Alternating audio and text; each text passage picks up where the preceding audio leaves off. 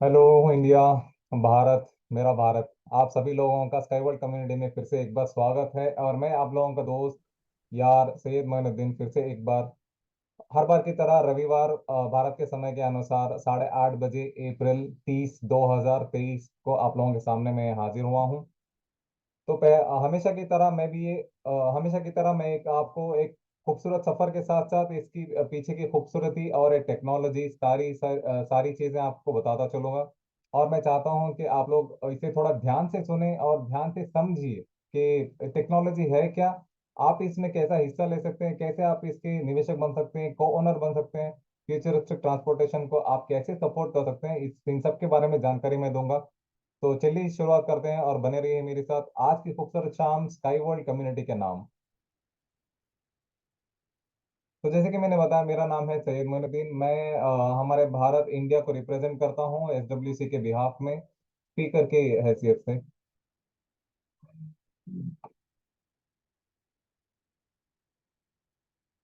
तो मेरे बारे में थोड़ी बहुत जानकारी भी हासिल कर लेते हैं। मैं एक्चुअली इस टेक्नोलॉजी से और इस प्लेटफॉर्म से कैसे जुड़ा, एक ये भी एक बहुत खूबसूरत कहानी और लंबी है। मैं थोड़ा सा शॉर्ट में आपको बता देता हूँ। साल डेढ़ साल पहले मैं ऐसे फेसबुक का एक प्रोफाइल चेक कर रहा था अपना, तो वहां पे एक मुझे यूनिक्स की स्ट्रिंग टेक्नोलॉजी का एक 10-20 सेकंड का एक वीडियो मेरे सामने आया। तो मुझे बहुत ही उत्सुकता उसमें दिखाई दी। तो उसके बारे में रिसर्च करते करते, जानकारी हासिल करते करते मैं यहाँ तक पहुंचा हूँ आप लोगों के सामने।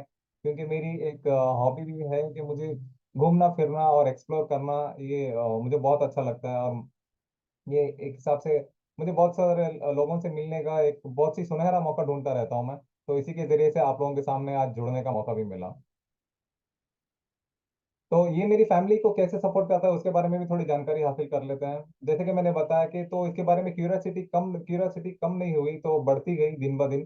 तो इसी को और भी ज्यादा डीप रिसर्च करते करते बाद में मैं इसमें मैंने इन्वेस्ट किया। उसके बाद मैं को ओनर बना। तो आज आप लोगों के सामने एक स्पीकर की हैसियत से भी बैठकर आप लोगों के सामने ये टेक्नोलॉजी को रिप्रेजेंट कर रहा हूँ भारत के बिहाफ में। तो जब मुझे पता चला कि ये मेरी एक छोटी सी फैमिली को एक फाइनेंशियल सपोर्ट भी देता है, तो उसके बाद मैं अपने आप को रोक नहीं पाया। मुझे इन्वेस्ट करने से नहीं रोक पाया अपने आप को, और को ओनर बनने से नहीं रोक पाया। तो उसके बाद धीरे धीरे से मैं मिस कैट जेकब्स के एक अच्छे एक्टिव ग्रुप से भी इसमें जुड़ गया। और उसके बाद धीरे धीरे से ग्रुप का भी हिस्सा बनता गया। बाकी आप जो भी यहाँ पे देख सकते हैं, बस यही चीजें हैं आप लोगों के सामने। बस मैं चाहता हूँ कि आप लोग थोड़ा ध्यान से सुनिए और इस पे ध्यान दीजिए कि टेक्नोलॉजी क्या है, हाँ, तो आपको क्यों इसमें निवेश करना चाहिए, क्यों इसमें आपको ओनर बनना चाहिए। बाकी ये मेरी एब्सोल्युटली कोई बिक्री की कोई टेक्निक बिल्कुल भी नहीं है। मैं सही में चाहता हूँ कि अगर मैंने फायदा उठाया मेरे आने वाली पीढ़ियों के लिए या फिर मैंने अपने लिए, तो मैं चाहता हूँ कि हर कोई इसका फायदा उठाए। क्योंकि जब ये टेक्नोलॉजी बनी ही है हमारे जैसे लोगों के लिए, तो क्यों ना फायदा उठाया जाए। और ये सुनहरे मौके का एक बार मिला है सुनहरा मौका ऐसा। तो चलिए एसडब्ल्यूसी कंपनी के बारे में जान लेते हैं। Sky world sky world company क्या है। ये एक 4 बोर्ड मेंबर्स की एक कंपनी है, जिसमें सबसे पहले आते हैं एजिनी कुरियाशोव। ये एक बोर्ड के मेंबर और साथ ही साथ एक फाइनेंशियल डायरेक्टर भी हैं। और दूसरे नंबर पर आती हैं इरिना वोल्कोवा। ये भी एक बोर्ड मेंबर के साथ साथ एक इंजीनियर हैं, लेकिन ये एक ही महिला हैं जो इस बोर्ड से पहले दिन से लेकर अभी तक जुड़ी हुई हैं। और तीसरे नंबर पर आते हैं फ्रांटिशिक सोलर, जो कि एक बिजनेसमैन एक और एक बोर्ड के सॉरी एसडब्ल्यूसी के बोर्ड मेंबर भी हैं। चौथे नंबर पर आते हैं अलेक्सी सुखियोदेव। ये भी एक बोर्ड मेंबर और साथ ही साथ इंजीनियर हैं। और इनका मिजाज जो है बहुत ही हंसी मजाक वाला मिजाज है, बहुत ही अच्छे दिल के इंसान है। तो और थोड़ा सा डीप में जान लेते हैं कि एसडब्ल्यूसी कंपनी कैसे काम करता है। तो ये एक क्राउड फंडिंग प्लेटफॉर्म है जो दुनिया में जितने भी नए नए आविष्कार होते रहते हैं और वातावरण को वैसे ही बरकरार रखने के लिए, और साथ ही साथ लोगों तक फायदा पहुंचाने वाले टेक्नोलॉजी जब भी दुनिया में आते रहते हैं, तो उन प्रोजेक्ट्स को ढूंढता रहता है हमेशा। जैसे ही कोई अच्छा सा प्रोजेक्ट मिला, जैसे कि अभी ये अपना यूनिट्स की स्ट्रिंग टेक्नोलॉजी का प्रोजेक्ट मिला है, उसी तरीके से ये सारे प्रोजेक्ट्स को लोगों के सामने लेकर आते हैं, उनसे क्राउड से फंड उठाते हैं। क्राउड से फंड उठा के इस टेक्नोलॉजी को आगे बढ़ाने में मदद करते हैं, या फिर कोई भी, सिर्फ टेक्नोलॉजी नहीं, कोई भी एक अच्छा काम हो रहा हो, एक अच्छा प्रोजेक्ट आ रहा हो दुनिया में, तो वैसे प्रोजेक्ट्स को लोगों के सामने लेकर आते हैं, क्राउड से फंड उठाकर लोगों को फायदा पहुंचाने की मैक्सिमम कोशिश करते हैं। और अभी जो है SWC स्काईवर्ल्ड कम्युनिटी जो है UST को सपोर्ट कर रहा है। आप भी इसमें चाहो तो आप इस ये फ्यूचर जनरेशन के ट्रांसपोर्टेशन सिस्टम जो है आप इसमें निवेश कर सकते हैं, या फिर आप इस टेक्नोलॉजी को सपोर्ट कर सकते हैं। और आपका इन्वेस्ट जो आप जो भी इन्वेस्ट करोगे वो एक लोन के हिसाब से, कन्वर्टेबल लोन के हिसाब से भी आप इस कंपनी में अग्रीमेंट कर सकते हैं, या फिर आप एक लंबे समय तक इसमें निवेशक बनकर, पार्टनर बनकर, को ओनर बनकर फ्यूचर ट्रांसपोर्टेशन सिस्टम को डेवलप करने के साथ साथ आप अपना फ्यूचर, अपने बच्चों का भविष्य भी इसमें बचा सकते हो। तो चलिए अब हम जान लेते हैं कि यूज का के प्रोडक्ट्स क्या है उसके बारे में, और ये टेक्नोलॉजी कैसे काम करती है। तो सबसे पहले मैं बात करना चाहूंगा यहाँ पे यू बस के बारे में। और ये जो ट्रांसपोर्टेशन ये सिस्टम जो है, ये एक बहुत ही एक अनोखा और बहुत ही हाई लेवल की टेक्नोलॉजी है, जिसमें किसी भी तरीके की ट्रैफिक जैम्स की परेशानियां नहीं आएंगी। और दूसरा, ये जो स्ट्रक्चर होता है, मतलब इसकी बनावट जो बनी है वो जमीन से बहुत ही ऊपर के हिस्से में बनी है, बिल्कुल ही आसमान के ऊपर नहीं, ना ही पूरी तरह जमीन पर। ये हवा में रहेंगे एक हिसाब से। और इसमें तीसरा जो है, ये बिल्कुल ही नो पोल्यूशन, एक जीरो कह सकता हूँ, जीरो एमिशन लेवल पे चलने वाली गाड़ियां हैं, जो कि आर्टिफिशियल इंटेलिजेंस से चलेंगी। और ये इलेक्ट्रिक पावर का सपोर्ट लेते हुए, और साथ ही साथ सोलर एनर्जी को इस्तेमाल करते हुए, और थोड़ा बहुत ईंधन को भी इस्तेमाल करते हुए चलने वाली गाड़ियां हैं। इनके लिए कोई सीमाएं नहीं है, एक बिल्कुल ही बॉर्डरलेस पे काम करने वाली व्हीकल्स होंगी इनके लिए। और ये सबसे बड़ी बात जो है, ये टेक्नोलॉजी और ये व्हीकल्स को आप किसी भी टेरेन पे बना सकते हो बहुत ही आसानी से, बहुत ही कम खर्चे में। वो मैं आगे आपको बताऊंगा कि क्या खर्चा आएगा, कितना आएगा। बट ये इसका सबसे बड़ा फायदा है, कम जगह में कम समय में बहुत ही अच्छी टेक्नोलॉजी हम बना सकते हैं। तो आइए, मॉडर्न ट्रांसपोर्टेशन में हमारे आधुनिक जो परिवहन है उसमें कितनी परेशानियां मौजूद हैं वो मैं आपको कुछ तस्वीरों के जरिए से बता दूं और समझा दूं। सबसे पहली तस्वीर में आप देख सकते हो, यहाँ पे एक बहुत ही अच्छी खूबसूरत सड़क बनी है, लेकिन इसमें रेत ने अपना कब्जा जमा रखा है, जिसकी वजह से गाड़ियों का आना जाना बहुत दिक्कत हो सकता है, और चीजें लोगों तक और या फिर किसी कारखानों तक चीजें नहीं पहुंच पाएंगी समय पे, और बहुत ही ज्यादा कीमत लग जाएगा, कीमत पे पहुंचेगी, क्योंकि वक्त के बहुत ही दिक्कत होने के कारण। और दूसरी तस्वीर में आप देख सकते हैं, यहाँ पे मूसलाधार बारिश और बाढ़ के जरिए से भी जो बांध वगैरह बने हैं यहाँ पे वो टूट जाते हैं, ब्रिजेस वगैरह, जिसकी वजह से भी बहुत ज्यादा परेशानियां झेलनी पड़ती हैं हम लोगों को। और तीसरी तस्वीर में आप यहाँ देख सकते हो कि एक भारी हिमपात, ये हम ज्यादातर अगर इंडिया की बात करें तो ये आपको जम्मू एंड कश्मीर, लेह लद्दाख इस जगह पे आपको देखने को मिल जाएगी, जहाँ पे ट्रेन वेन वगैरह का, या फिर कॉमन एक फोर व्हीलर की भी सहूलत कितनी दिक्कत में आ जाती है। तो आइए अब हम थोड़ा कंपैरिजन करके देखते हैं कि कौन सा अगर टेक्नोलॉजी आती है, स्पेशली अगर हमारे भारत में, तो कौन सी ज्यादा बहुत ही सहूलतमंद रहेगी, और किसमें ज्यादा परेशानियां परेशानियां वैसी ही बनी रहेंगी। तो यहाँ पे जो दिखाया गया है, ये एक जैसे कि आप देख सकते हो, ज्यादातर ऐसे टैंकर पानी या फिर तेल या फिर कुछ और ईंधन वगैरह एक जगह से दूसरी जगह ले जाने के लिए इस्तेमाल किए जाते हैं। लेकिन यहाँ पे आप ट्रैफिक जाम देखोगे तो लगता है कि कितनी लंबी लंबी कतार में जो गाड़ियां खड़ी हैं, इनको अपने मुकाम तक पहुंचने के लिए कितना ज्यादा वक्त लग सकता है, और कितनी ज्यादा कीमतें अदा करनी पड़ती है लोगों को उन चीजों को हासिल करने के लिए। लेकिन इसके लिए बहुत ही सिंप्लीफाइड और क्लियर ट्रांसपोर्ट सिस्टम का अल्टरनेटिव हम लोग लेकर आए हैं। वो है यू ट्रक। ये यू ट्रक जो है, ये बहुत ही अच्छी एक व्हीकल है, जिसमें 3 सेकेंड के अंदर, मतलब आंख बंद करके खोलने के अंदर ही ये लोडिंग और अनलोडिंग करने की कैपेसिटी रखता है। और ये ज्यादातर लूज कार्गो को एक जगह से दूसरी जगह ले जाने में मददगार साबित हुआ है, जिसकी मैं बात कर रहा था, जैसे कि तेल पानी वगैरह, ये सारे लूज कार्गोस होते हैं। कभी कभी मिट्टी वगैरह भी होती है, माइनिंग वगैरह जैसे चीजों पे भी हम इस्तेमाल कर सकते हैं। बेसिकली लूज कार्गो कैटेगरी में जो भी आता है वो सारी चीजें। और यहाँ पे जो परेशानियां वहां पे सड़क सामग्री के साथ जुड़ी हुई थी, वही सारी परेशानियां यहाँ पे यात्री परिवहन के साथ भी जुड़ी हुई हैं। कॉमनली जैसे कि मैं बात कर रहा हूँ, तो लंबी कतारों वाली ट्रैफिक जैम, और कई बार फ्लाईओवर, ब्रिज नीचे ऊपर सब जगह जैम पैक रहता है, उसके लिए भी हम लोग बहुत ही एकदम परेशानी मुक्त और बहुत ही क्लीन कम्यूट लेकर आए आप लोगों के सामने। ये आप यहाँ देख सकते हो, ये है आपकी यूविन। ये यूविंग जो है ये ज्यादातर आपको गांव कस्बे ऐसी जगहों पे बहुत ही फायदेमंद की व्हीकल है। लेकिन इसके अल्टर दूसरे व्हीकल्स भी हैं जो कि मैं बात कर रहा हूँ, जो कि शहर वगैरह में जैसे कैसे काम करेंगे। और तीसरी तस्वीर में आप यहाँ देख सकते हो, ये सबसे ज्यादा परेशानी है जो हम बहुत ही कम सुनते हैं या फिर कम देखते हैं, लेकिन हालांकि इन जगहों पे ही ज्यादा परेशानी आती है, क्योंकि हम आम जिंदगी में क्या देखते हैं, ज्यादा से ज्यादा जैसे मैंने बताया कि कार ट्रक लॉरी ऐसी चीजें देखते हैं। लेकिन मेन प्रॉब्लम कहाँ से शुरू होती है, यहीं से शुरू होती है, बंदरगाह से शुरू होती है। बंदरगाहों पे ये कंटेनर्स इतनी जगह इस्तेमाल कर लेते हैं कि दूसरे प्रोडक्ट्स को अपनी जगह पर पहुंचने के लिए वहां पे डॉक यार्ड पे जाने के लिए जितना वक्त, या फिर वहां से लोडिंग और अनलोडिंग में जितना टाइम लगता है, उसी की वजह से कीमतें बढ़ जाती हैं और ज्यादा वक्त भी लगता है। तो उसके लिए भी ये हम लोग एक नई व्हीकल इसके लिए बना लिया हम लोगों ने, लेकिन अभी मार्केट में यही बहुत ज्यादा डिमांड में है।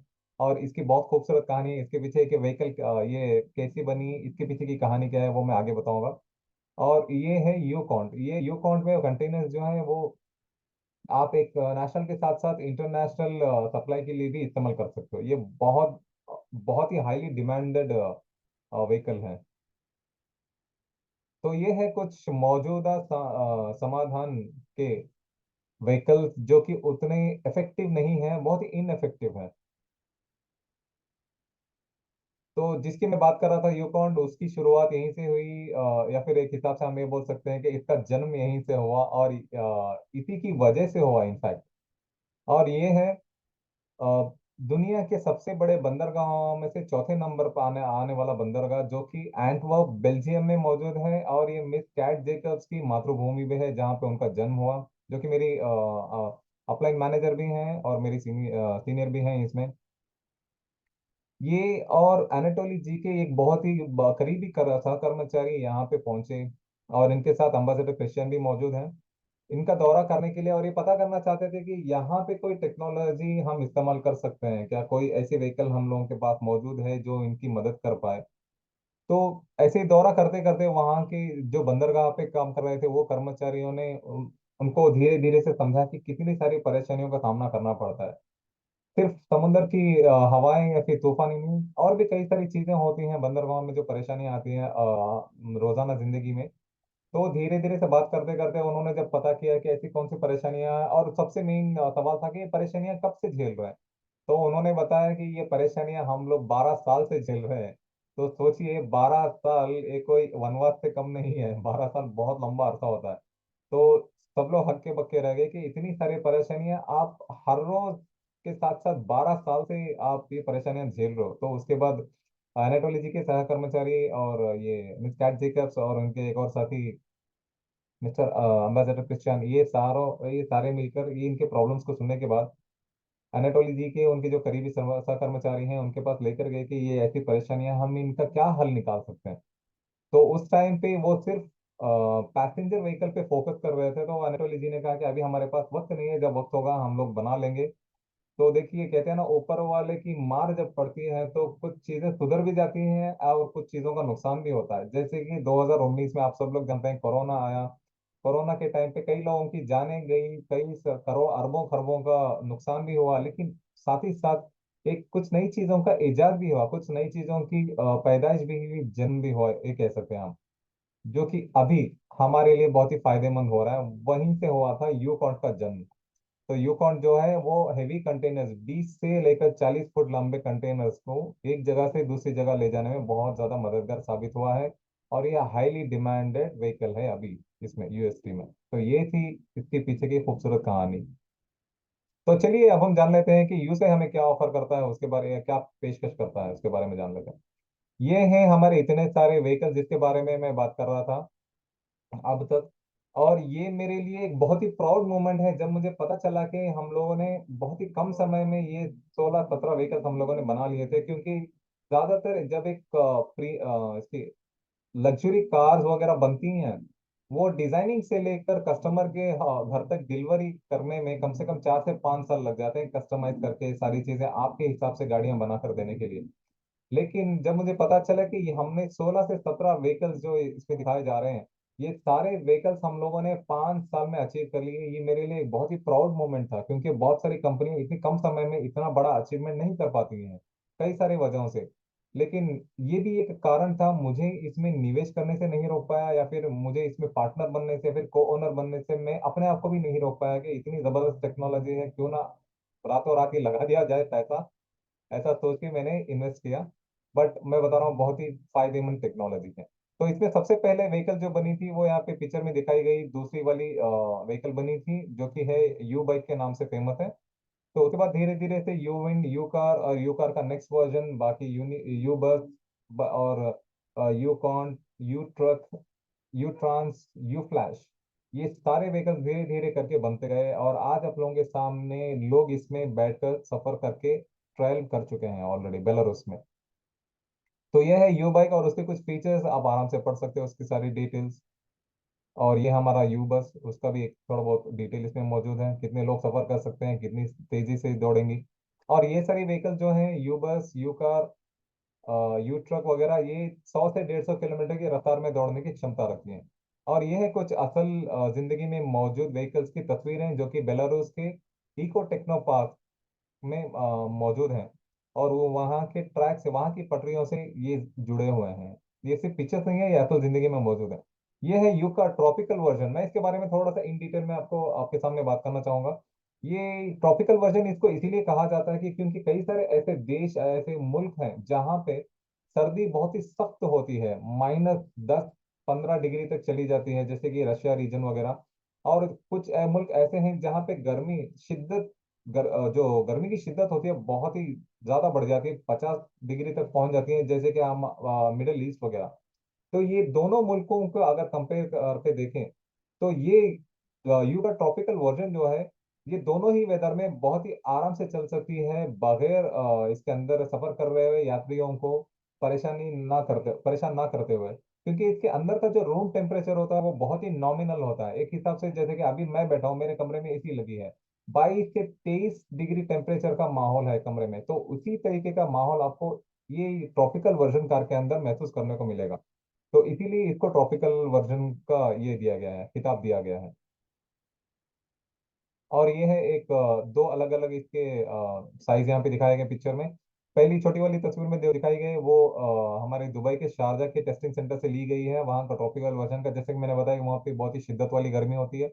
और दूसरा जो जो लंबी है, इसका नेक्स्ट वर्जन जो है, वो यहाँ पे बेलारूस की जो ट्रैक्स हैं जो वहाँ से जुड़ी हुई है, ये थोड़ी लंबी है, इसमें 48 से 50 लोग तक सफर कर सकते हैं। और ये हमारा यू ट्रक, जिसके बारे में मैंने आपको ऑलरेडी बता रखा है। और ये भी असल जिंदगी में मौजूद है बेलारूस के इको टेक्नो पार्क में। और ये हमारा यू ट्रांस, जो कि ज्यादातर माइनिंग वाली जगहों पे मददगार साबित है और साबित होगा। और ये है हमारा यू विन। इसके पीछे भी एक बहुत खूबसूरत कहानी है, मैं आपको बताता चलूं। तो पहली वाली तस्वीर में जो आप एक देख रहे हो, जो हेलीकॉप्टर जैसी दिख रही है व्हीकल, ये असल में एक ड्रोन है, जिसके अंदर आप देख सकते हो इसमें कोई पायलट बैठने की जगह मौजूद नहीं है, ना ही आपको कोई वहां पे बैठा हुआ दिख रहा है। ये तस्वीर जो है, मिस कैट जेकब्स यहाँ पे बेलारूस पे दौरे के लिए गई थी। उनके दौरे होते रहते हैं ज्यादातर, इससे जुड़े हुए टेक्नोलॉजी से अपडेट करने के लिए वो जाती रहती हैं दौरे पर। तो उनकी विजिट पर उन्होंने सारी चीजों को देखने परखने के बाद, अपडेट लेने के बाद, जब वो वापस हो रही थी, तो उनको लगा कि यहाँ पे कुछ हेलीकॉप्टर जैसी चीज रखी है, तो इसके बारे में क्यों ना थोड़ा बहुत जानकारी हासिल कर ली जाए। तो जब उनको पता चला कि एक ड्रोन है और ये किस लिए काम आता है, तो उन्होंने इस पिक्चर को लेने से अपने आप को नहीं रोक पाए, और आप लोगों के सामने यहाँ पे दिखा रखा है। ये ड्रोन जो है, यहाँ पे दूसरी वाली तस्वीर में जो एंकर आपको दिख रहा है, ये एंकर को बहुत ही आसानी से एक जगह से ले जाकर दूसरी जगह पर रखने के लिए, या फिर नई जगह पे जहाँ पे भी इंप्लीमेंट होगा ये टेक्नोलॉजी, वहां पे ये एंकर्स को ले जाकर रखने के लिए बहुत ही ज्यादा मददगार साबित है। इसकी कैपेसिटी जो है, ये 1,000 किलो जितना वजन बहुत ही आसानी से उठाकर मतलब अपने एंकर को लगा सकती है। ये इसकी खास बात है। और दूसरा जी दूसरा ये दूसरी बात मैंने जो जैसे कि बताया कि इसके लिए कोई पायलट के या फिर वहां पे कोई अंदर उसको बैठने की बिल्कुल भी जरूरत नहीं है। ये बिल्कुल ही एक रिमोट कंट्रोल से चलाने वाली ड्रोन है। तो आइए अब हम बात कर लेते हैं यू फ्लैश। यू फ्लैश आते ही मेरे चेहरे पे हंसी आ जाती है और बहुत ही खुशी होती है। कि इसके बारे में मैं इसकी प्रशंसा करते हुए इनफैक्ट मैं थकता नहीं हूँ, इतनी फेवरेट व्हीकल है मेरी। और मैं उम्मीद करता हूँ कि जितने भी को ओनर्स हैं, निवेशक हैं, पार्टनर्स हैं, उनकी भी फेवरेट व्हीकल है। तो इसके बारे में भी कुछ जानकारी हासिल कर लेते हैं। जैसे कि मैंने बताया कि यू फ्लैश है, और इसको हाई स्पीड बस भी कहा जाता है। इसके पीछे ये खूबसूरत कहानी ये है, इसके अंदर जो दो लोग बैठे हैं, ये मिस्टर जेकब्स और मिस्टर अम्बासडर क्रिश्चियन है। ये जर्मनी में हर 2 साल में एक एग्जीबिशन होती है जिसको यूनिट्रॉन्स कहा जाता है। ये बहुत ही हाईली जो टेक्नोलॉजी में स्किल्ड और इंटरेस्टेड लोग होते हैं, वही लोग ऐसे इस एग्जीबिशन में जाते हैं, और एंट्री भी उन्हीं को ज्यादातर मिलती है। आम लोगों को मुझे अभी तक पता नहीं है, तो वही लोग जाते हैं। तो ये पहली बार जब ये डिस्प्ले में रखा गया था, तो वहाँ वहाँ नॉर्मली रशियन लैंग्वेज में लिखा था कि ये यू स्पीड है, फ्यूचर जो भी है ट्रांसपोर्टेशन की व्हीकल वगैरह है। तो लोगों ने उतना ध्यान नहीं दिया, और ये सफेद मखमली कपड़े से, सफेद चादर से ढकी हुई थी, तो लोगों ने उतना इंटरेस्ट नहीं दिखाया, उतना ध्यान नहीं दिया इनफैक्ट। तो सब अपने अपने कामों में मगन थे, दूसरे टेक्नोलॉजी को जानने में, परखने में ऐसे बिजी थे। तो जब जैसे जैसे दिन ढलता गया और शाम करीब आती गई, तो इसके ऊपर से जब कपड़ा हटाया गया और इसको बेपर्दा किया गया, या फिर उसके ऊपर से इसको अनवेल किया गया, तो लोग इसको देख के हक्के बक्के रह गए कि क्या भाई, हम लोगों ने कोई रॉकेट लॉन्चर वगैरह सोच के बैठे थे, लेकिन ये तो कुछ अलग ही व्हीकल जैसी दिखने वाली चीज है करके। तो लोग इस पे इतने उमड़ पड़े कि इन दोनों को क्राउड कंट्रोल करते करते करते 3 दिन लग गए, इनका खाना पीना ढंग से नहीं हुआ। तो उसके बाद लोगों को पता चला कि एक फ्यूचरिस्टिक ट्रांसपोर्टेशन है, और ये ऐसी कंट्री से बनाकर आया है, तो लोग उसमें सेल्फी लेने से, बैठने से, अपने आप को बैठकर महसूस करने से, उसके अंदर का एनवायरनमेंट महसूस करने से अपने आप को नहीं रोक पाए। तो इत, वहीं से लेकर ज्यादातर लोग इसमें जुड़े भी हैं इनफैक्ट। तो ये है इसके पीछे की एक खूबसूरत कहानी। यूकॉन, जैसे कि मैंने बताया कि यूकॉन कैसे डेवलप हुआ और ये इसका इजाद कैसे हुआ, और ये हाईली डिमांडेड व्हीकल है अभी फिलहाल मार्केट में। ये 20 फुट से लेकर 40 फुट के कंटेनर को बहुत ही आसानी से नेशनल के साथ साथ इंटरनेशनल सप्लाईज के लिए भी इस्तेमाल किया जा सकता है।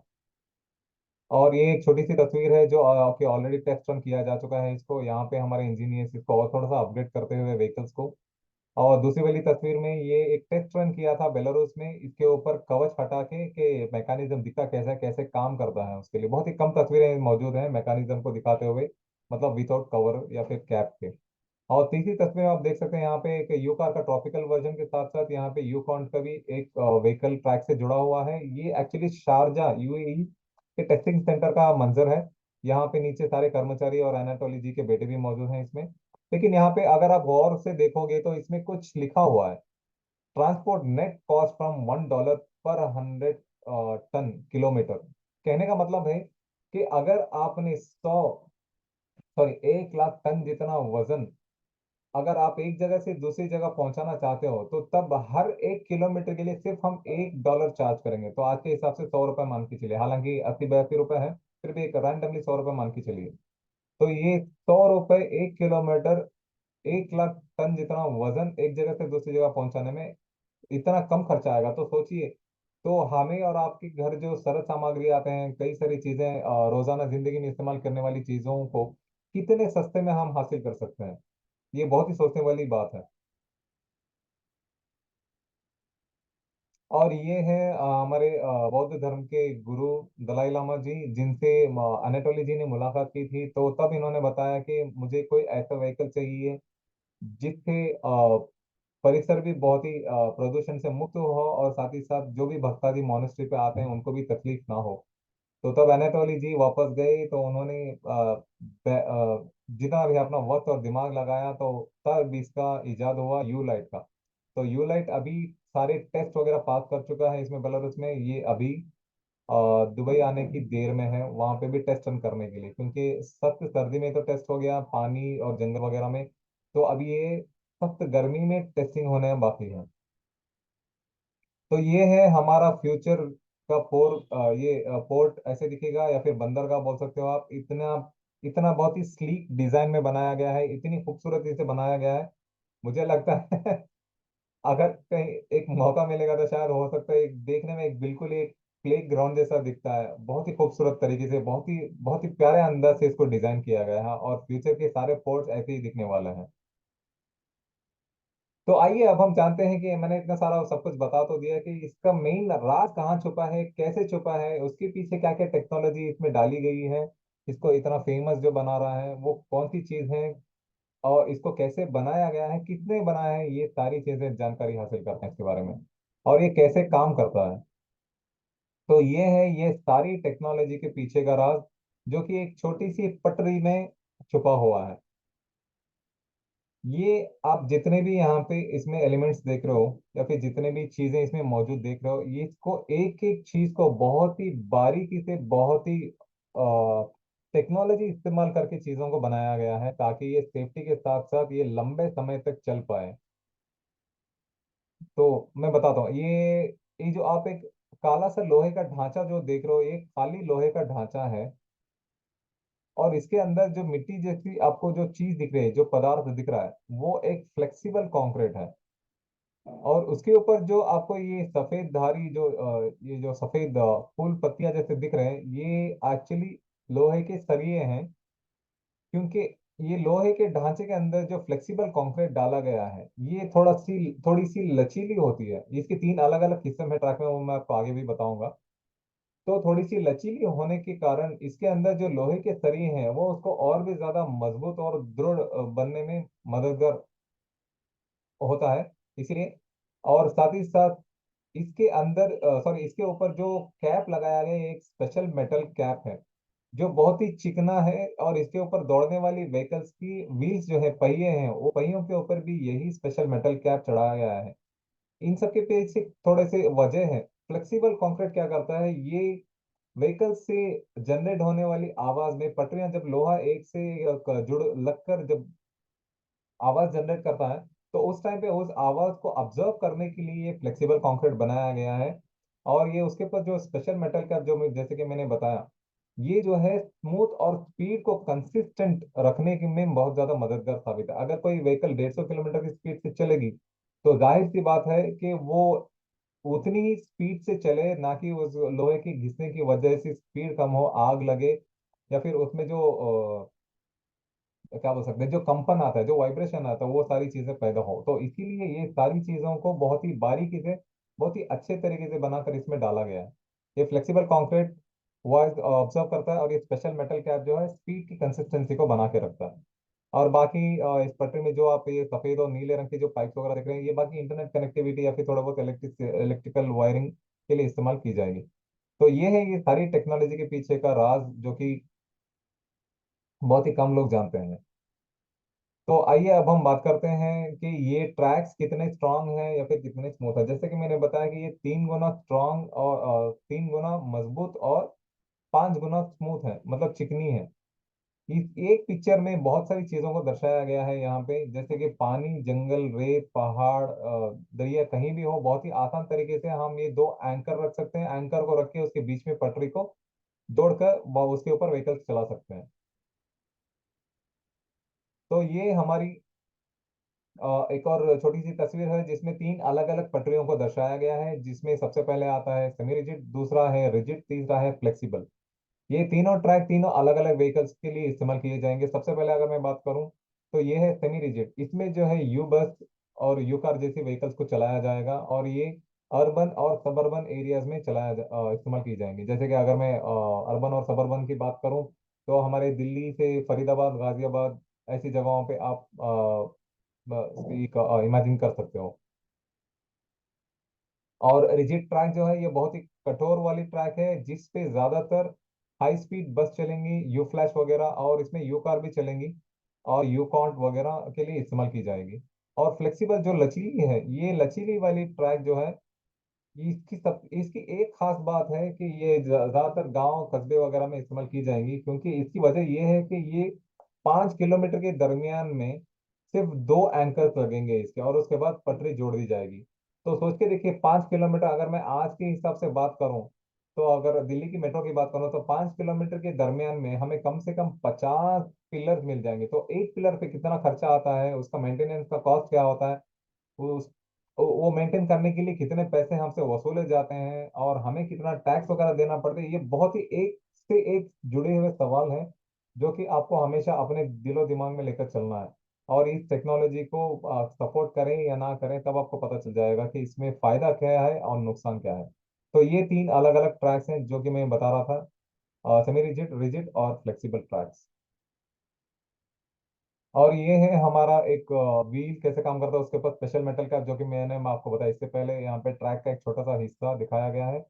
और ये एक इंजन का हिस्सा है, जो कैसे मैकेनिक ये फ्यूल वगैरह थोड़ा बहुत, जैसे कि मैंने बताया कि फ्रेंडली फ्यूल्स को इस्तेमाल करके ये कैसे व्हीकल्स वगैरह चलेंगी।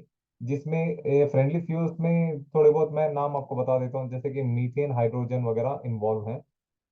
और इस इन सारे ईंधन को इस्तेमाल करके ये सारे व्हीकल्स चलने वाले हैं। तो चलिए अब हम जान लेते हैं कि स्ट्रिंग ट्रांसपोर्ट के एडवांटेजेस क्या हैं। हमने टेक्नोलॉजी के बारे में जान लिया, व्हीकल्स क्या क्या बने हैं, कैसे बने हैं, कितने बने हैं, ये सारी चीजों के बारे में जानकारी हासिल कर ली। लेकिन इसके फायदे क्या हैं ये भी जानना बहुत ज्यादा जरूरी है। तो सबसे पहले मैं बात करना चाहूंगा वायु गति की कितनी महत्वपूर्ण भूमिका इसमें निभाई जाती है, एरोडायनेमिक्स। जो भी साइंस के स्टूडेंट हैं वो बेहतर जानते होंगे मेरे से, और इसका फॉर्मूला वगैरह। लेकिन फिर भी मैं आपको थोड़ा समझाने की कोशिश जरूर करूंगा। ये इसको जो है एरोडायनामिक्स को जो है सी एक्स के जरिए से मापा जाता है। और यहाँ पे तीन अलग अलग व्हीकल्स को दर्शाया गया है। सबसे पहले जो है, जो कि दुनिया में अब तक जो तेज दौड़ने वाली गाड़ियों में जो खिताब मिला हुआ है, वो है फॉर्मूला वन कार्गो। लेकिन ये व्हीकल और जमीन के दरमियान में, इस मतलब इसके पेट और जमीन के दरमियान में कुछ हवा फंस जाती है। उस हवा को पीछे धकेल कर आगे बढ़ने के लिए भी इसे extra energy, extra fuel efficiency को इस्तेमाल करना पड़ता है, जिसकी वजह से इसकी रफ्तार को सी एक्स 0.2 की रैंकिंग दी गई है। और उसके बाद आता है फैमिली, जो कि वैगन कार वगैरह हम बोल सकते हैं। इसमें भी वही हालात हैं, हवा और गाड़ी के पेट के दरमियान, सॉरी, सड़क और गाड़ी के पेट के दरमियान में जो हवा फंस जाती है, उस हवा को पीछे धकेल कर आगे बढ़ने के लिए एक्स्ट्रा एनर्जी और एक्स्ट्रा फ्यूल को कंज्यूम किया जाता है। तो फिर भी कहीं ना कहीं ये हवा क्या करती है, पीछे अपनी जुल्फें बनाकर उन गाड़ियों को अपनी और थोड़ा सा खींचती है, जिसकी खिंचाव से बाहर निकलने के लिए एक्स्ट्रा एनर्जी और एक्स्ट्रा फ्यूल का इस्तेमाल किया जाता है। लेकिन जब बात यू फ्लैश की आती है, यू फ्लैश की एक यूनिक टेक्नोलॉजी और यूनिक, इसका एक अलग ही कॉम्बिनेशन है हवा और इसके साथ, अपने व्हीकल्स की डिजाइनिंग के साथ। वेगन कार को, सॉरी मैं बताना भूल गया, वेगन कार को जो है सी एक्स 0.4 की रैंकिंग दी गई है। और यू फ्लैश को सी एक्स 0.06, सी एक्स 0.06 की रैंकिंग दी गई है, क्योंकि इसके पीछे कई सारे वजह हैं जो मैं आपको धीरे धीरे करके एक एक करके बताता चलूं। सबसे पहले तो ये जमीन से ऊपर है, ये कोई 10 से 15 फीट ऊंचाई पर है। और ये बिल्कुल ही हवा में दौड़ने वाले व्हीकल हैं, पटरियों के सहारे से।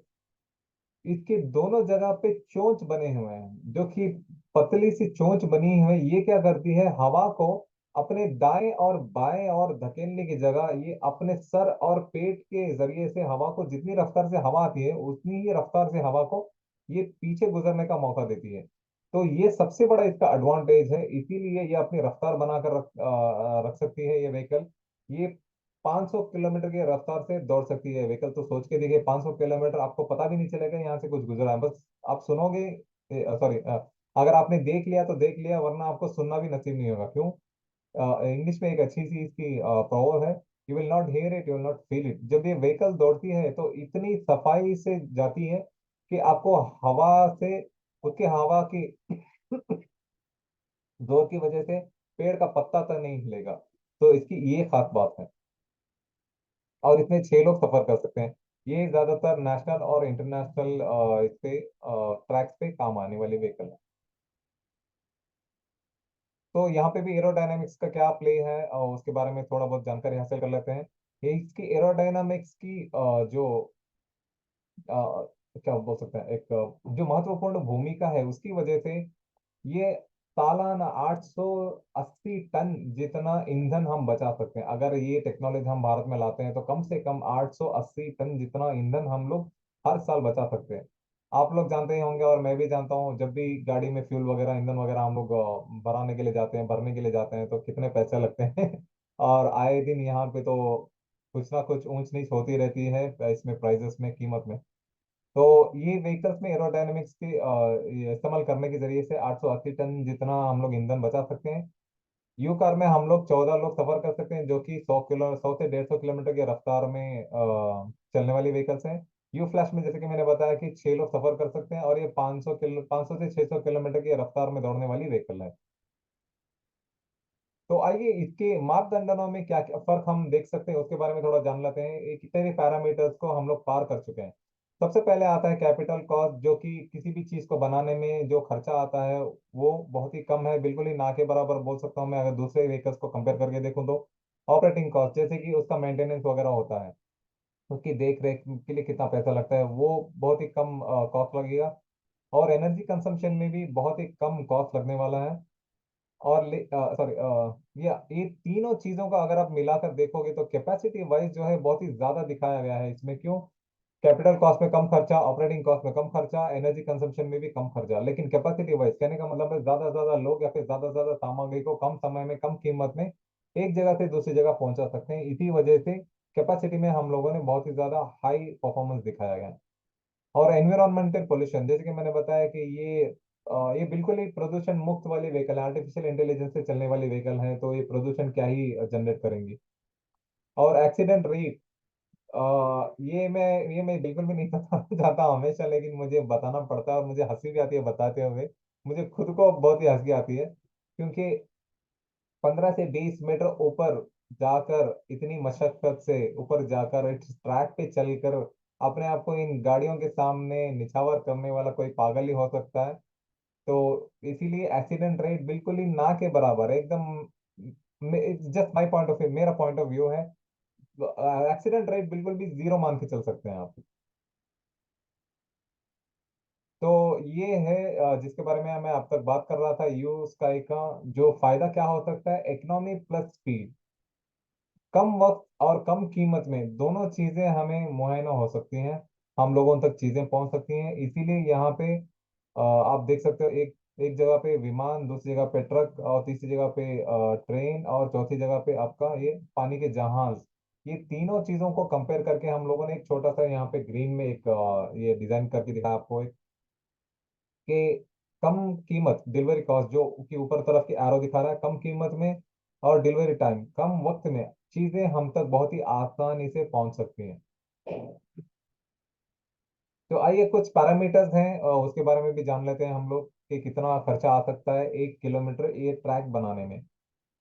तो सबसे पहले हम लोगों ने अपनी खुद की टेक्नोलॉजी को ऊपर रखा, क्योंकि उसके पीछे वजह ये है, इको फ्रेंडली है हम, सेफ्टी बाकी तीनों यहाँ पे जो दिखाई गई हैं उनके मुकाबले में बहुत ही ज्यादा बहुत ही हाई क्वालिटी की सेफ्टी हम लोग प्रोवाइड करते हैं, वेरी हाई। और अडेप्टेबिलिटी, जैसे कि मैंने कहा कि हमें कोई लिमिट्स नहीं है, हम कहीं भी रेत, पानी, जंगल, पहाड़, दरिया, कहीं भी बहुत ही कम कीमत में बहुत आसान तरीके से हम लोग ये टेक्नोलॉजी को ला सकते हैं। और स्पीड, जैसे कि मैंने बताया कि 100 किलोमीटर से लेकर 600 किलोमीटर स्पीड दौड़ने वाले व्हीकल्स भी हमारे पास मौजूद है। मोनोरेल, ये भी इको फ्रेंडली है, सेफ्टी सिर्फ हाई दे रहे हैं, अडेप्टेबिलिटी, इनको सिर्फ फ्लैट ग्राउंड की जरूरत पड़ती है, स्पीड ये 80 किलोमीटर प्रति घंटे की रफ्तार से चला सकते हैं। मैग्नेट लेविटेशन, ये भी इको फ्रेंडली है, सेफ्टी भी हाई है, फ्लैट ग्राउंड चाहिए इनको भी, अडेप्टेबिलिटी नहीं है, सिर्फ फ्लैट ग्राउंड पे ही चलने वाली व्हीकल्स है। स्पीड जो है 600 किलोमीटर प्रति घंटे की रफ्तार से चलने वाली व्हीकल है। हाइपरलूप, ये भी इको फ्रेंडली, सेफ्टी मीडियम है, क्योंकि हाइपरलूप की मैंने थोड़ा बहुत पढ़ा था इसके बारे में, सेफ्टी बहुत ही कम है, क्योंकि टनल्स के अंदर से गुजरने वाली व्हीकल है इसीलिए। और ये अडेप्टेबिलिटी, इसको भी फ्लैट ग्राउंड की जरूरत पड़ती है, और स्पीड जो है ये 1200 किलोमीटर की रफ्तार से दौड़ सकते हैं, मतलब एकदम बिजली की तरह दौड़ने वाली व्हीकल है, लेकिन प्रॉब्लम है इसमें सेफ्टी बहुत ही कम है, मीडियम है। अब आइए हम बात कर लेते हैं कीमत। यूथ का पहले जो है 3 से 8 मिलियन डॉलर लगता था इसमें, मतलब 1 किलोमीटर की पटरी बनाने के लिए। अब थोड़ी सी कच्चा मटेरियल की कीमत ज्यादा होने की वजह से 8 से 15 मिलियन का खर्चा आता है 1 किलोमीटर का ट्रैक बनाने के लिए। लेकिन अगर उसी के मुकाबले में दूसरे व्हीकल्स को कंपेयर करके बताऊं तो मोनोरेल बनाने में 36 मिलियन डॉलर लगते हैं, मैग्नेट लेविटेशन बनाने में 106 मिलियन डॉलर लगते हैं। ये मैं 1 किलोमीटर की बात कर रहा हूँ आपसे, 1 किलोमीटर की पटरी बनाने के लिए इतने मिलियन डॉलर लगते हैं। और हाइपरलूप की पटरी बनाने के लिए 1 किलोमीटर, वो 100 या फिर उससे भी ज्यादा खर्चा आ सकता है। तो सोचिए, मैंने इन सब में ट्रैवल नहीं किया अब तक, अगर आप लोगों ने ट्रैवल किया है या फिर ट्रैवल नहीं भी किया है, तभी आप बैठे बैठे सोच तो सकते हो कि यार 1 किलोमीटर पटरी बनाने के लिए ये लोग इतना ज्यादा खर्चा कर रहे हैं, और साथ ही साथ ये पहाड़, जंगल या फिर तालाब या फिर जो भी है उसको फ्लैट कर रहे हैं, पेड़ों को काट रहे हैं, पहाड़ों को काट रहे हैं, तो पोल्यूशन तो वैसे ही आप बना रहे हो, मतलब धरती की जो खूबसूरती है उसको तो वैसे ही मिटा रहे हो। और साथ ही साथ जहाँ पे भी समुद्र है उसमें भी मिट्टी डाल के आप उसका पानी का लेवल या तो बढ़ा रहे हो या तो घटा रहे हो, जो कि नेचुरल डिजास्टर्स के लिए एक वजह बन जाती है। तो सोच के देखिए, इतना सारा पैसा लगा के इतनी सारी आने वाले फ्यूचर जनरेशन के लिए भी कितनी ज्यादा परेशानियां खड़े कर रहे हैं। तो क्यों ना इस टेक्नोलॉजी को, इतनी कम कीमत में बनने वाली टेक्नोलॉजी को और इतने ज्यादा फायदे पहुंचाने वाली टेक्नोलॉजी को हम क्यों ना सपोर्ट करें। ये मैं एक छोटा सा एक सवाल हमेशा लेके चल रहा हूँ मेरे दिलो दिमाग में। मैं चाहता हूँ कि आप भी एक बार थोड़ा सा इस पे गौर फिक्र करें, तो आपको पता चलेगा कि इसके फायदे क्या क्या हैं। तो चलिए, इस टेक्नोलॉजी बनाने वाले वो खूबसूरत हस्ती के बारे में थोड़ा जान लेते हैं, जिन्होंने अपनी जिंदगी के 40 साल इसमें लगा दिए और आज हम लोगों के सामने ये खूबसूरत ये नेक्स्ट जनरेशन ट्रांसपोर्टेशन टेक्नोलॉजी को हमारे सामने लेकर आए हैं। तो उनके बारे में भी थोड़ा जानना जाहिर सी बात है। मैं तो कहता हूँ जानना चाहिए, जो भी ऐसे टेक्नोलॉजी या फिर जो भी नए प्रोडक्ट्स वगैरह बनाते हैं जो इंसानों के फायदे के लिए बनते हैं, उनके बारे में, उनकी जिंदगी के बारे में थोड़ा बहुत हमें जान लेना चाहिए। तो ये है हमारे डॉक्टर एनाटोली यूनिट्स की रियोर्दोविक, जो कि हमारे दो संयुक्त राष्ट्र संगठन परियोजना के प्रमुख हैं और 150 से अधिक आविष्कार किए हैं, 20 मोनोग्राफ लिखे हैं मतलब किताबें लिखी हैं, और 200 वैज्ञानिक पत्रों के लेखक भी रह चुके हैं। अभी हाल फिलहाल में ये अंतरराष्ट्रीय स्काईवे ग्रुप ऑफ कंपनी के निर्देश मंडल के अध्यक्ष भी हैं। तो मैं आगे बढ़ने से पहले छोटे से दो तीन सवाल आप लोगों के सामने रखना चाहता हूँ। अब तक जो भी आपने टेक्नोलॉजी इसमें देखी या फिर ये वीडियो अपलोड होने के बाद आप लोग देखेंगे, तो आप एक छोटा सा सवाल अपने दिलो दिमाग में लेकर आइए कि क्या आपने 150, आपने कोई एक ऐसा आविष्कार किया है या फिर कोई एक ऐसी किताब लिखी है या फिर कोई आप एक ऐसे वैज्ञानिक पत्र के लेखक हैं। अगर हैं तो मैं आप लोगों से आजीजाना गुजारिश करता हूँ कि मेरे पास लेकर आए, मैं आप लोगों को और आपकी पहचान करने में मदद करूंगा, दुनिया वालों के सामने लेकर जाऊंगा। अगर नहीं है तो आप क्यों इस टेक्नोलॉजी को सपोर्ट नहीं करना चाहते, या फिर क्यों आने वाली पीढ़ियों को इसका फायदा नहीं उठाने का क्या कह सकते हैं, आने वाली पीढ़ियों को इसका फायदा नहीं पहुंचाना चाहते, या फिर आपके ऐसी कौन सी वजह है जो कि आप इसमें बिल्कुल भी दिलचस्पी नहीं देना चाहते। ये दो तीन सवाल मैं आपके लिए छोड़कर जा रहा हूँ। आप इस पे फिर से गौर फिक्र करिए तो आपको पता चलेगा कि टेक्नोलॉजी के पीछे की खूबसूरती और इसके फायदे।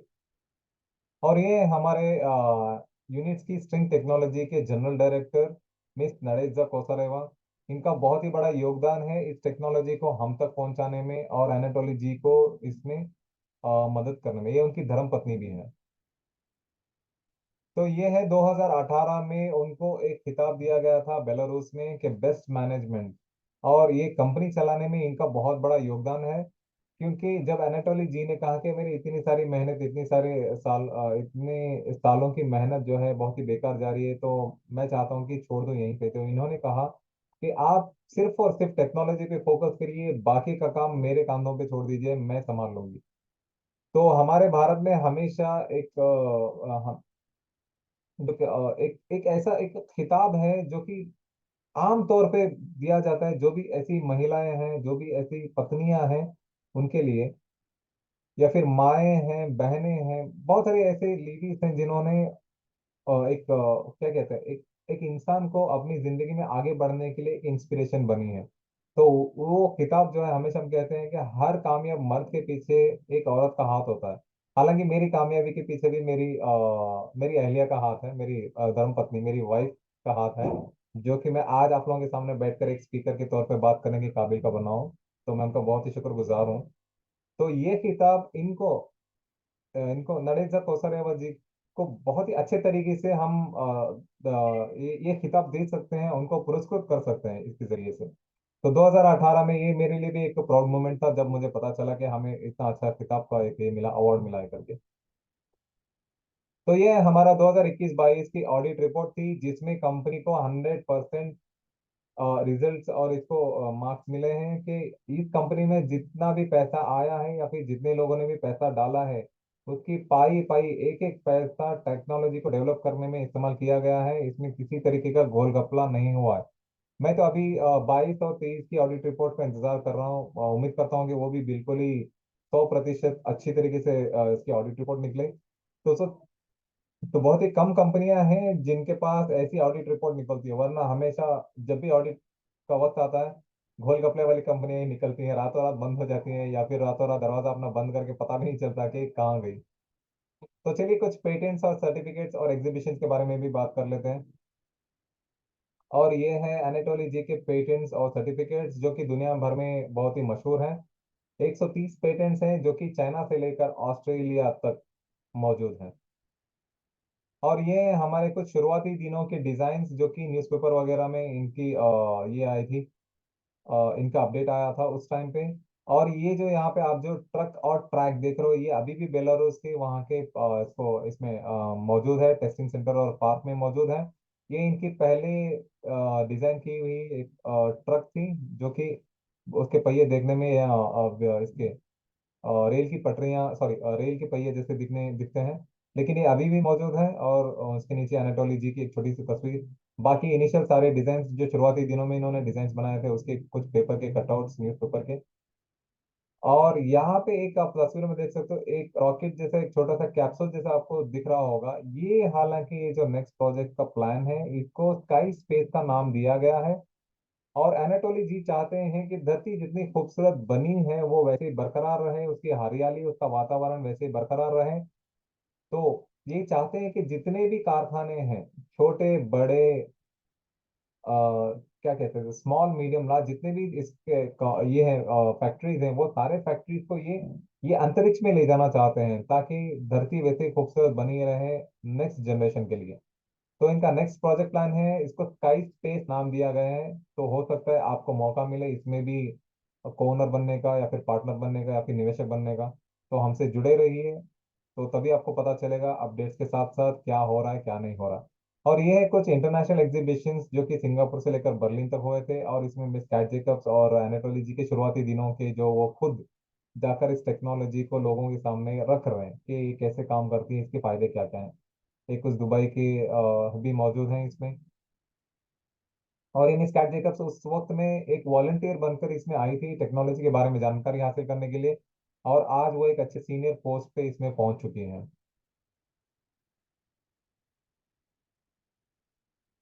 और आइए अब हम जान लेते हैं उत्पादन और इसके परिणाम क्या क्या हैं, हम लोग कहाँ तक पहुंच चुके हैं, और हमारे रिजल्ट्स क्या क्या हैं उसके बारे में भी। तो ये है हमारे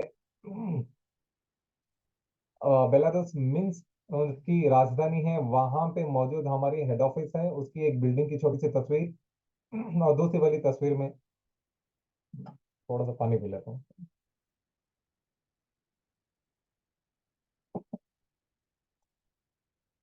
और दूसरी वाली तस्वीर में आप देख सकते हो, यहाँ पे हमारे हाईली क्वालिफाइड इंजीनियर जो हैं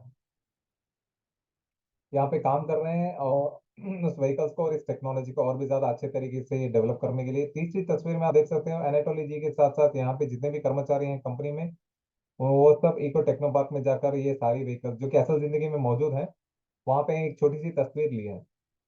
तो यहाँ पे 600 से भी ज्यादा कर्मचारी काम करते हैं। अगर आप इसमें दिलचस्पी रखते हो, टेक्नोलॉजी में ज्यादा दिलचस्पी रखते हो, या फिर आप एक इंजीनियर हो, या फिर बनना चाहते हो, आप अपना कंट्रीब्यूशन देना चाहते हो, तो यहाँ पे दिए गए संपर्क करने की जो जानकारी, सॉरी, जो डिटेल्स हैं, और संपर्क करने के तरीके, जैसे कि मेल आईडी दिया गया है, और साथ ही साथ यहाँ पे फोन नंबर वगैरह दिया गया है, इस पे आप अपना रिज्यूम वगैरह भेज सकते हो। अगर वहां से कॉल आता है इंटरव्यू के लिए, तो आप इसमें अपना योगदान दे सकते हो। लेकिन एक बात मैं आपको बता दूं, आप इसमें अप्लाई करने से पहले इस टेक्नोलॉजी के बारे में अच्छे से जान लीजिए, पढ़ लीजिए। क्योंकि यहाँ का इंटरव्यू बहुत ही टफ इंटरव्यू होता है, क्योंकि ये लोगों की जिंदगी से जुड़ी हुई टेक्नोलॉजी है। तो इसी वजह से इसको बहुत ही ज्यादा स्ट्रिक्ट तरीके से यहाँ पे लोगों को हायर किया जाता है। तो ये है हमारा यूएसपी की फैक्ट्री, जो कि एक एरियल शॉट लिया गया है। यहाँ से बाहर से देखने से बिल्डिंग इतनी अच्छी दिख रही है, और उम्मीद करता हूँ कि अंदर भी बहुत ही खूबसूरत वातावरण होगा। और ये हमारे कुछ इंजीनियर यहाँ के यूबस को अपग्रेड करते हुए, उसको और भी अच्छे से डेवलप करते हुए। आगे बढ़ने से पहले मैं एक और आपको बहुत ही इंपॉर्टेंट चीज बता दूं, ये जितनी भी यहाँ पे प्रॉपर्टीज दिख रही है, फैक्ट्री हो या फिर हेड ऑफिस हो, ये सारी की सारी संपत्ति जो है वो यूनिट की स्ट्रिंग टेक्नोलॉजी की खुद की संपत्ति है। इस पर किसी भी तरीके का लोन या फिर कर्जा बिल्कुल भी नहीं है। अगर अगर इनके खुदा ना खास्ता अगर ऐसा कुछ हो जाता है तो कंपनी के पास इतनी तो संपत्ति है जिसकी कीमत बहुत ज्यादा है। और जितने भी निवेशकों ने इसमें निवेश किया होगा तो उनके सारे के सारे के पैसों को वापस देने की क्षमता रखता है। तो ये एक खास बात है यूनिट की स्ट्रिंग टेक्नोलॉजी कंपनी की। तो आइए अब हम बात कर लेते हैं इको टेक्नो पार्क, जिसके बारे में मैं शुरुआत से बात करता आ रहा हूँ आपके सामने। ये अपने मरीना गोरका में मौजूद इको टेक्नो पार्क, ये पहला इको टेक्नो पार्क है इसके यूनिट्स की स्ट्रिंग टेक्नोलॉजी के प्रोजेक्ट का पहला हिस्सा। तो ये है ये जमीन जो है एक बंजर जमीन थी जहाँ पे रशिया की आर्मी जो है वहाँ पे ड्रिल किया करती थी हर रोज अपने, जैसे कि होता है आर्मी वालों का एक अपना ड्रिल रूटीन होता है।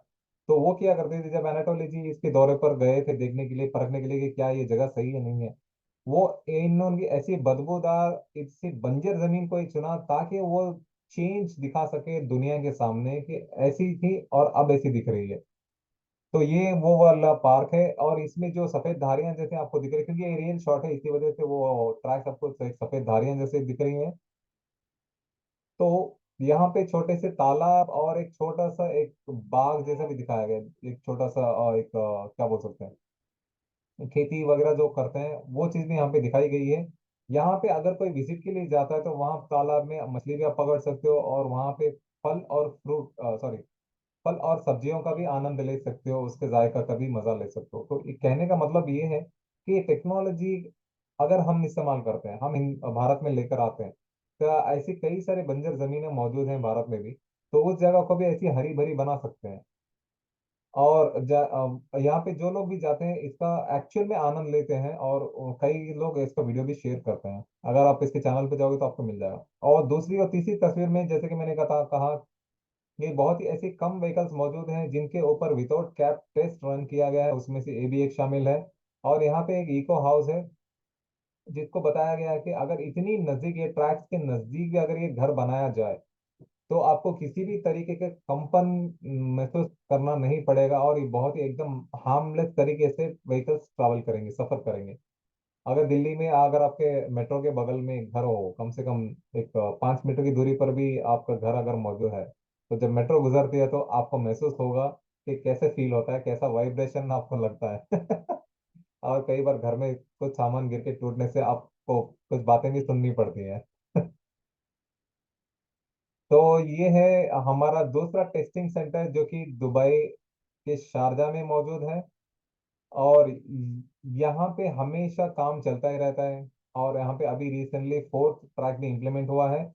और अगर आप यहाँ पे जाकर देखना चाहते हैं, महसूस करना चाहते हैं, इस व्हीकल्स में बैठना चाहते हैं, इसके बारे में और भी अधिक जानकारी हासिल करना चाहते हैं, तो यहाँ पे दिए गए हुए डिटेल्स पे आप संपर्क करके आप जा सकते हैं। लेकिन जाने से पहले मैं आपसे एक छोटी सी एक गुजारिश करता हूँ कि प्री अपॉइंटमेंट बुक करके जाएं, क्योंकि आप सडनली जाओगे तो वहां पे काम चलता रहेगा और वहां के कर्मचारियों को नहीं पता होगा कि आपने अपॉइंटमेंट बुक किया हुआ है। तो हो सकता है वो आपको अंदर जाने से मना कर दें या फिर कुछ गलत चलत आपको क्या बोलते हैं अपडेट देकर आपको वहां से जाने पर मजबूर कर दें। और आपका वक्त और आपका पैसा भी बच जाएगा प्री अपॉइंटमेंट लेकर जाने पे। वरना आपका पैसा भी बर्बाद होगा, आपका वक्त भी बर्बाद होगा और आपके दिल में एक खटास भी पैदा हो जाएगी कि इस टेक्नोलॉजी या फिर इस कंपनी के लिए, क्योंकि आप सडन विजिट करोगे तो वहाँ के लोगों को नहीं पता होगा। इसीलिए ऐसे एक आध दो इंसिडेंट्स हुए हैं जो हमारी नज़र में आए हैं, तो इसीलिए मैं चाहता हूँ कि आपको पहले ही इस सब चीज़ों से आगाह कर दूं कि आप प्री अपॉइंटमेंट बुक करके ही जाएं। और ये है कुछ पुरानी तस्वीरें हैं, मैं शायद नेक्स्ट इससे मैं हटा दूंगा, ये बहुत पुराने हो गए हैं। और ये है पहला एंकर जब लगा था तो उस टाइम पे मिस कैट जेकब्स और सारी टीम यहाँ पे जितने भी लीडर्स या फिर पार्टनर्स थे वो मौजूद है। एक छोटी सी तस्वीर ली गई थी। और कहा जाता है और मुझे मिस कैट जेकब्स ने भी बताया था कि उस टाइम पे टेम्परेचर 50 के करीब करीब था। तो बहुत ही सख्त गर्मी होती है, 50 डिग्री बहुत ज्यादा होती है, दिल्ली में 40 तक पहुंच जाए तभी हालत खराब हो जाती है। तो बहुत ही हाई डिग्री का ये था, टेम्परेचर था उस टाइम पे। बहुत ही कम समय में जैसे जैसे जिन लोगों को बैठना उठना था उस टाइम पे एक छोटी सी स्नैपशॉट लेकर आ गए। तो दूसरी वाली तस्वीर में अनाटोली जी और यहाँ की दुबई के जो शारजा वहाँ टेस्टिंग सेंटर है वहाँ की सीईओ है, जो कि उस तरफ का रास्ता आपको दिखाते हुए दिखेंगे। और तीसरी वाली तस्वीर में यहाँ पे जो अभी जो ये स्टेशन हैं वो ऑलरेडी बन चुके हैं। अभी जो फोर्थ ट्रैक का स्टेशन बन रहा है, उसके बीच में अभी पटरियां लगनी शुरू हो चुकी हैं।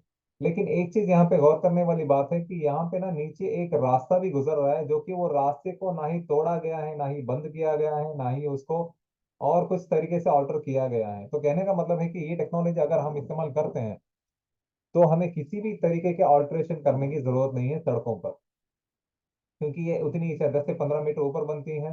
और ये पटरियां जो है हवा में जुड़ी हुई है ट्रैक से, पोल से और वगैरह से।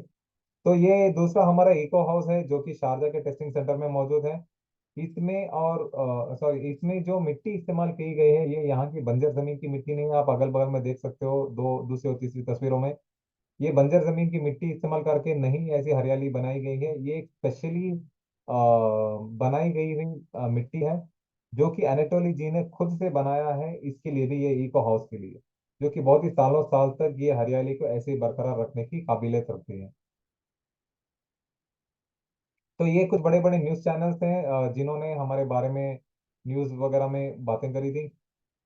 और उसमें कुछ चुने गिने न्यूज़ चैनल्स को मैंने हाईलाइट किया है: CNN business now, Fox news वगैरह। और ये हमारा 7th smart city India expo, जो कि पिछले साल हुआ था 2022 में, जिसमें मैं भी मौजूद था पर्सनली। बहुत सारे लोगों से मिलने का मौका मिला, और ये कुछ तस्वीरें मैंने ही खींची हैं, कुछ डिटेल भी मौजूद है यहाँ पे। और ये है वो वाली तस्वीरें जिसमें जो हमारे भारत का जो गुलदस्ता है ना, कहने का मतलब है अलग अलग मजहब, अलग अलग सोच विचार और वेशभूष के जो लोग हैं, मतलब कहने का मतलब है जो ड्रेस कोड्स हैं, इन सारी चीजों को मिलाकर ही भारत की संस्कृति उभर कर आती है और एक गुलदस्ता बनता है। और गुलदस्ते में हर रंग के फूल होते हैं, वो हर मजहब से जुड़े हुए लोग होते हैं। तो ऐसे ही कुछ अच्छे लोग और क्या कर सकते हैं, एक बहुत ही प्यारे लोग, इनफैक्ट ऐसे लोगों से मुझे मिलने का मौका मिला। ऐसी जगहों पे जब आप जाते हो ना तो एक एक अलग ही फीलिंग आती है, और लगता है कि हाँ यार, सही में मैं एक भारतीय हूँ, एक हिंदुस्तानी हूँ, एक इंडियन हूँ। क्योंकि ऐसी जगहों पे पता चलता है कि हमारी संस्कृति क्या है और कैसे लोग मौजूद हैं। तो इतने लोग जो आए थे वो मेरे से भी पहले इस टेक्नोलॉजी से जुड़े हुए हैं। कई कई लोग तो 2014-15 से इस टेक्नोलॉजी के साथ जुड़े हुए हैं। और कुछ लोग इन्होंने इसमें इन्वेस्ट कर दिया था लेकिन उनमें कहीं ना कहीं एक डर भी था कि क्या ये टेक्नोलॉजी सही में मौजूद है नहीं है, क्या ये स्टॉल लगा है नहीं लगा है। बहुत सारे ऐसे सवाल थे टेक्नोलॉजी से रिलेटेड और कुछ उनके इन्वेस्टमेंट से रिलेटेड। तो उनके सारे सवालों का जवाब देने का भी मुझे मौका मिला। हालांकि बेशक मुझे भी बहुत कुछ सीखने का मौका मिला, और बहुत सारे ऐसे लोगों से मिलने का भी मौका मिला जो कि मेरे से भी ज्यादा इन्वेस्ट इसमें कर चुके हैं, और इसमें इनफैक्ट इसमें से जुड़े हुए हैं बहुत ही लंबे समय से। तो ये हमारा 2022 का एक और एग्जीबिशन जो कि दुबई में हुआ था, ये हमारी अपग्रेडेड वर्जन की हमारी यू बाइक है, नई वाली।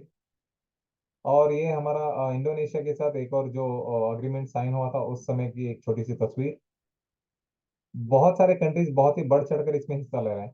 और ये 2014 से लेकर अब तक जितने भी मुल्कों ने यहाँ पे बेलारूस में टेस्टिंग सेंटर में जाकर इसमें व्हीकल में बैठकर उसको महसूस किया, उसमें उन्होंने सफर किया, और उसके बाद ये चाहते हैं कि टेक्नोलॉजी उनके भी मुल्क में आए। तो अब तक कम से कम 150 से भी ज्यादा डेलीगेट्स यहाँ पर जाकर इस जगह पे विजिट कर चुके हैं।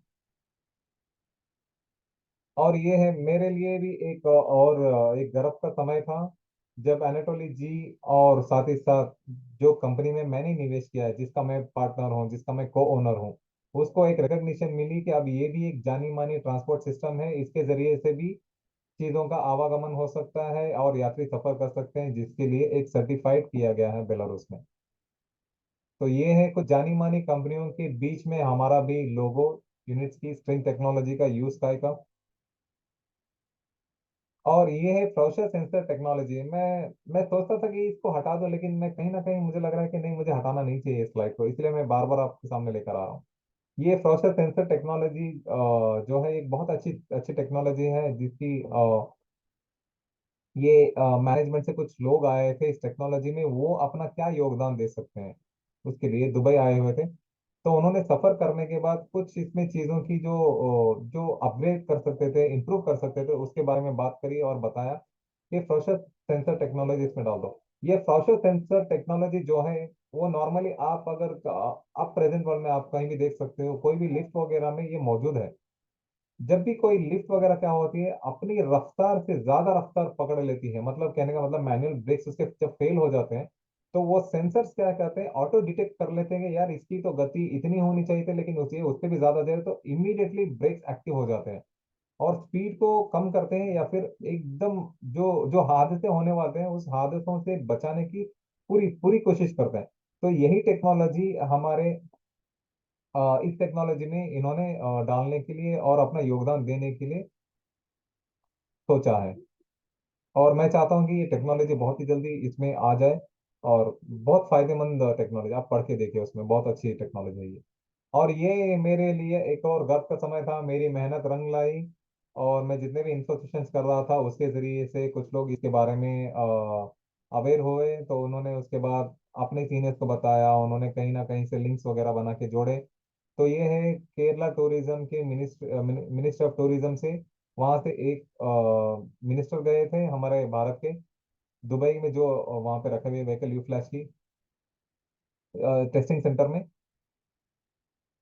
और उसके बाद उन्होंने क्या अपने बारे में कहा, वो थोड़ी सी जानकारी यहाँ पर ऊपर दी गई है। और उसके बाद दूसरा जो गर्व का समय था मेरे लिए वो था क्राइस्ट कॉलेज के, जो कि पूना के लवासा में मौजूद है। वहाँ के स्टूडेंट्स जो है गए थे ये टेक्नोलॉजी के बारे में जानकारी हासिल करने के लिए, उसके बारे में वो क्या अपना योगदान दे सकते हैं। जैसे कि मैंने बताया कि यंग और फ्यूचर जनरेशन की टेक्नोलॉजी है, तो उन्होंने इसी नज़रिए से क्या कंट्रीब्यूशन कर सकते हैं उसके बारे में जानकारी हासिल करने के लिए गए थे कॉलेज से। तो कुछ जानकारी उनके बारे में ये है। और ये है अभी रिसेंटली अपडेट आया था कि दुबई में ये 4 रूट्स इसको अप्रूव किया गया है कि कहाँ पे कौन सी व्हीकल्स आएंगी और कौन सा रूट होगा। ये बहुत ही खुशखबरी थी, और अभी भी खुशखबरी है इनफैक्ट। कुछ जानकारी इसके बारे में।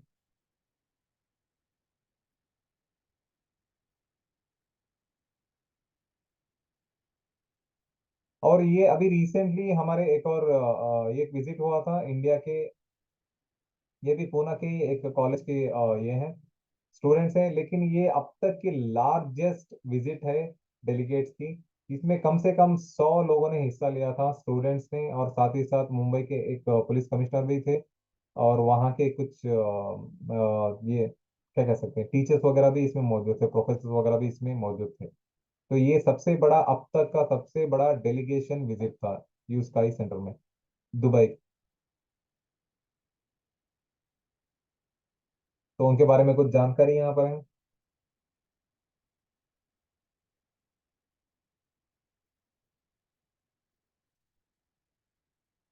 तो आइए अब हम बात कर लेते हैं हमारा GTI, global transport investment inc, कैसे एक अग्रीमेंट को साइन किया है, कोऑपरेशन और इन्वेस्टमेंट अग्रीमेंट के बारे में। ये कुछ जानकारी थोड़ी सी लंबी है लेकिन मैं आपको इन शॉर्ट बताता चलूं। ये 2025 में ऑफिशियली अभी डिक्लेयर कर दिया है कि डिविडेंड्स दिया जाएगा, और वो कैसे दिया जाएगा, कितने उसके स्टेजेस हैं। ये 2023 से लेकर 2030, मतलब 2023 से लेकर 2030 तक क्या क्या प्लानिंग है, और कैसे स्टेप बाय स्टेप ये मूव करेंगे, और डिविडेंड्स कब रिलीज करेंगे, ये सारी की सारी जानकारी है। ये कम से कम ये पूरा डिटेल इन्फॉर्मेशन ही कम से कम 10 स्लाइड है। तो आप आराम से पढ़ लीजिए वीडियो अपलोड होने के बाद, या फिर अगर आप बाद में देख रहे हो तो थोड़ा पॉज करके इसके बारे में पढ़िए। मैंने एक एक चीज को बहुत ही सेपरेट तरीके से इसमें अटैच किया हुआ है ताकि आपको पढ़ने में आसानी हो। और यहाँ पे देखिए 2025 में डिविडेंड्स को देने का यहाँ पे वायदा किया गया है। तो इसीलिए थोड़ा ध्यान से ये स्लाइड्स को पढ़िए, आपको ज्यादा डिटेल में पता चलेगा कि 2023 में क्या होगा, 24 में क्या होगा, 25 में क्या होगा, 26 में क्या होगा, 27 में क्या होगा, और उसके बाद 30 में क्या होगा, और उसके बाद प्रोजेक्ट कहाँ पे एंड होने वाला है। और ये हमारा यूनी मोबाइल का एक प्रोडक्ट डिलीवरी हुआ था इसमें शारजाह रिसेंटली, उसके बारे में कुछ अपडेट और जानकारी है, ये भी आप आराम से पढ़ सकते हैं। और अभी रिसेंटली जो है 250 और ज्यादा लोगों को बेलारूस इको टेक्नो पार्क में जाकर वहाँ पे विजिट करने का मौका मिलेगा, और कुछ चुने गिने व्हीकल्स में सफर करने का भी मौका मिलेगा। उसके बारे में भी कुछ जानकारी मैंने यहाँ पे डाल रखी है, आप उसके लिए भी आराम से पढ़ सकते हो। और ये है रिसेंटली अभी रशिया के एक मीडिया चैनल ने इसके बारे में बात करी थी। और इसका एक वीडियो है, 8 से 12 मिनट का वीडियो है, बहुत अच्छा वीडियो है। लेकिन आपको सारा रशियन में है, आप शायद अगर लैंग्वेज ट्रांसलेट का कुछ ऑप्शन आपके पास टूल मौजूद है तो आप वो टूल इस्तेमाल करके वो वीडियो देख सकते हैं। नहीं तो बहुत ही अच्छे तरीके से दिखाया गया है कि वहाँ की ट्रैफिक जैम्स कैसे हैं, उसके प्रॉब्लम्स को कैसे सॉल्व किया जा सकता है, और ये टेक्नोलॉजी कितने फायदेमंद होगी प्रेजेंट और फ्यूचर जनरेशन के लिए भी। तो कुछ डिटेल्स मैंने जोड़ रखे हैं उसमें। और ये रिसेंटली जो है इनकी दुबई की एक शेख जो है, उनका नाम है बदर अल कासिमी। उन्होंने यूथ का एक टेस्ट को वहां पे विजिट किया था। ये मेरे ख्याल से ये रिसेंटली मैं बता चुका हूँ, लेकिन फिर भी आप लोगों के सामने मैं रख रहा हूँ। ये फिर से इन्होंने वहां पे विजिट किया, जिसमें आप देख सकते हैं अनाटोली जी और उनकी धर्मपत्नी नरेंद्र कोसारेवा जी और सारी वहाँ की टीम मौजूद है, सारे सीनियर्स और वो लोग भी मौजूद हैं।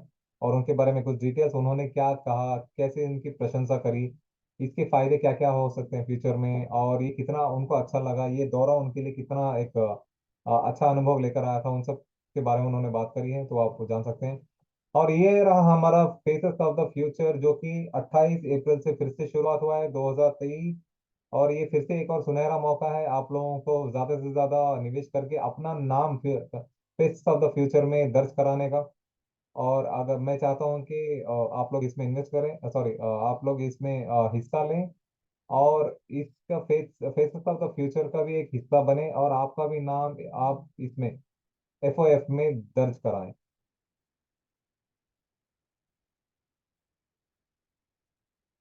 और इसका कुछ डिटेल्स है कि आप कैसे इसमें हिस्सा ले सकते हो, किस तरीके से आप अपना नाम इसमें दर्ज करवा सकते हो। तो आइए अब हम जान लेते हैं कि इसमें कौन कौन लोग इन्वेस्ट कर सकते हैं, या फिर कौन कौन इसमें निवेश कर सकता है, या फिर आप टेक्नोलॉजी को कैसे सपोर्ट कर सकते हैं, जो कि future next generation transport system को आप कैसे सपोर्ट कर सकते हैं, उसके बारे में जान लेते हैं। इसमें ये है कुछ इन्वेस्टमेंट इसके तरीके प्लान्स हैं, इंस्टॉलमेंट्स हैं। इसमें सबसे पहली बात तो आप $50 जितनी कम कीमत से भी आप शुरुआत कर सकते हो। और इसमें 5 से लेकर 9 महीने तक के ऑप्शंस हैं इंस्टॉलमेंट में। और हमसे अब तक 6 लाख से भी ज्यादा निवेशक जुड़ चुके हैं, और इसमें सारे कस्बे से जुड़े हुए लोग मौजूद हैं, बिजनेसमैन हैं, टीचर्स हैं, इंजीनियर्स हैं, और और भी कई अन्य कस्बे और काम करने वाले लोग हमसे जुड़ चुके हैं। मैं समझ सकता हूँ कि $50 जो बंदे महीने के 10 से 15 हज़ार रुपये कमाते हैं उनके लिए बहुत महंगा है, लेकिन मैं बता रहा हूँ आज आपने थोड़ी बहुत मुश्किलों का सामना करते हुए इसमें निवेश कर दिया, तो आपके आने वाली पीढ़ियों के साथ साथ आपका जो आने वाला भविष्य जो है बहुत ही सुनहरा हो सकता है। और इनफैक्ट सुनहरा होगा ये तो उम्मीद आप रख ही सकते हो, क्योंकि इतनी अच्छी टेक्नोलॉजी है।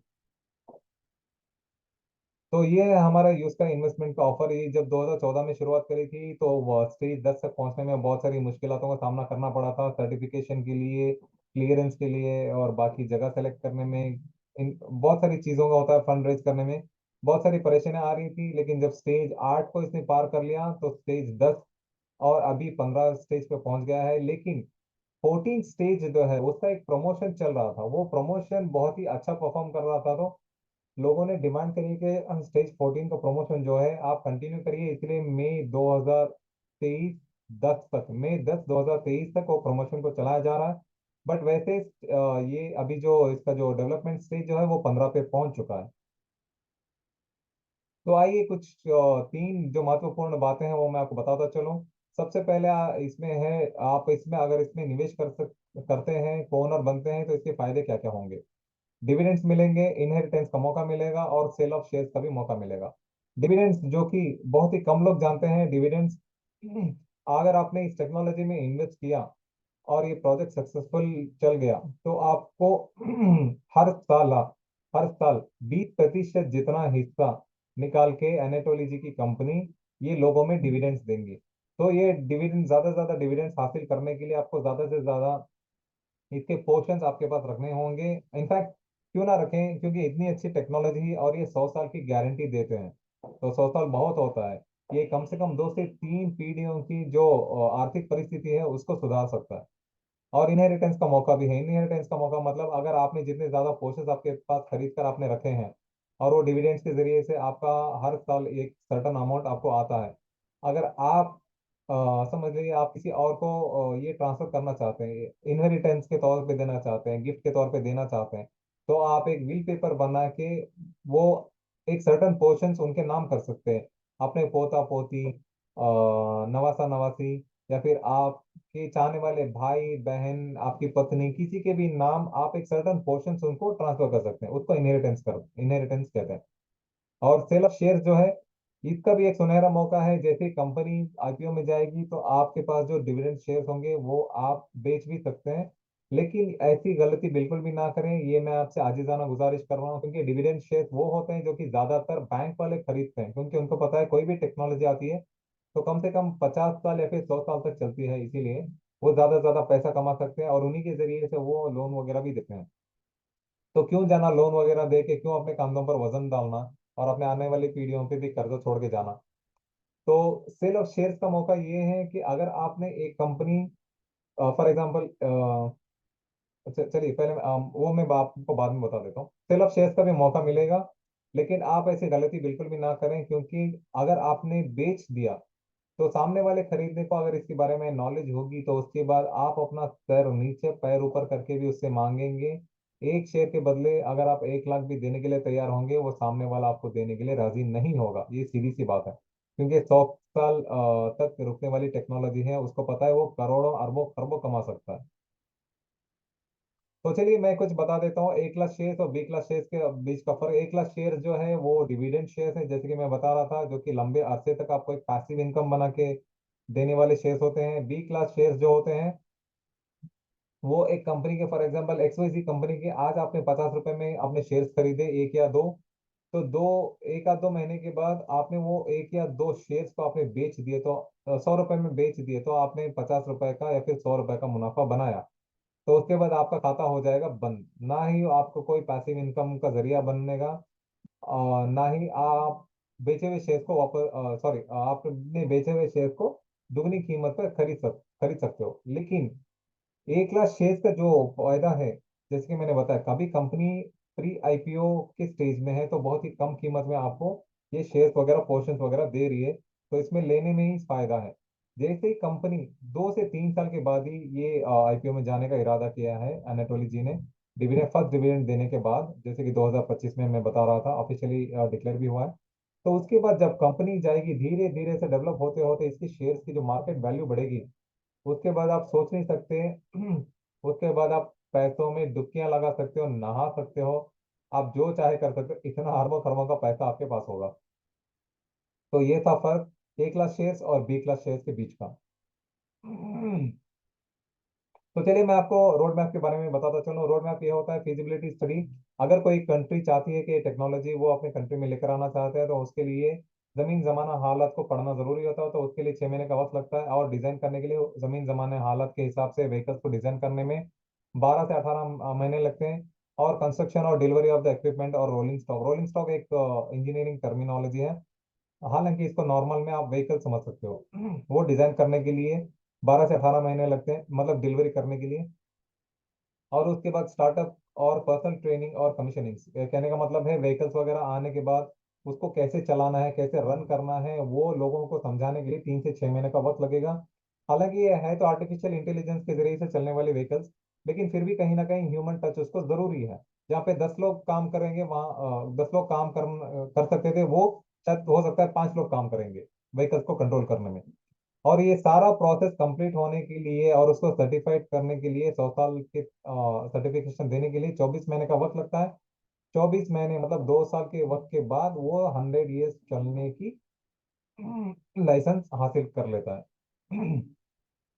तो चलिए ये रैपिडली बढ़ती हुई कंपनी से हम लोग शेयर कैसे प्राप्त कर सकते हैं उसके बारे में भी जानकारी हासिल कर लेते हैं थोड़ी बहुत।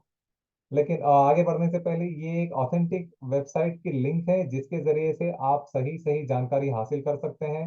अगर आपने डायरेक्टली और रैंडमली अगर आपने गूगल में क्लिक किया तो हो सकता है इसमें थोड़ा बहुत ऑल्टर किए हुए लिंक्स मौजूद हैं गूगल पे। तो वहां पे जाकर अगर आप इन्वेस्ट करोगे तो हो सकता है किसी फ्रॉड के अकाउंट में आपका पैसा चला जाएगा, आपकी खून पसीने की कमाई वहां पे चली जाए। तो ऐसा ना करें। तो ये ऑथेंटिक लिंक है, आप इसके जरिए से ही जाएं, चाहे तो आप स्क्रीनशॉट ले लीजिए या फिर अगर आप वीडियो बाद में देख रहे हैं तो आराम से इस पे लिंक पे क्लिक करके आप अपना ये ऑथेंटिकेशन पता कर सकते हैं। तो चलिए मैं बताता चलूं कि इसमें कैसे और कितने आप पोर्शन खरीद सकते हो। ये है ये वन टाइम इन्वेस्टमेंट का प्लान जो मैं आपको बता रहा हूँ। इसमें अगर आपने $1000 इन्वेस्ट किए आज के हिसाब से, आप 80 से 82 हजार मान के चलिए, तो आपको मिलेंगे 27,000 पोर्शन, मतलब प्री आईपीओ डिविडेंड शेयर, जिसकी कीमत होगी एक शेयर की 0.04 सेंट। एक कोई मेरे ख्याल से 2 या 2.5 रुपए के आसपास आपको आएगा, ज्यादा से ज्यादा।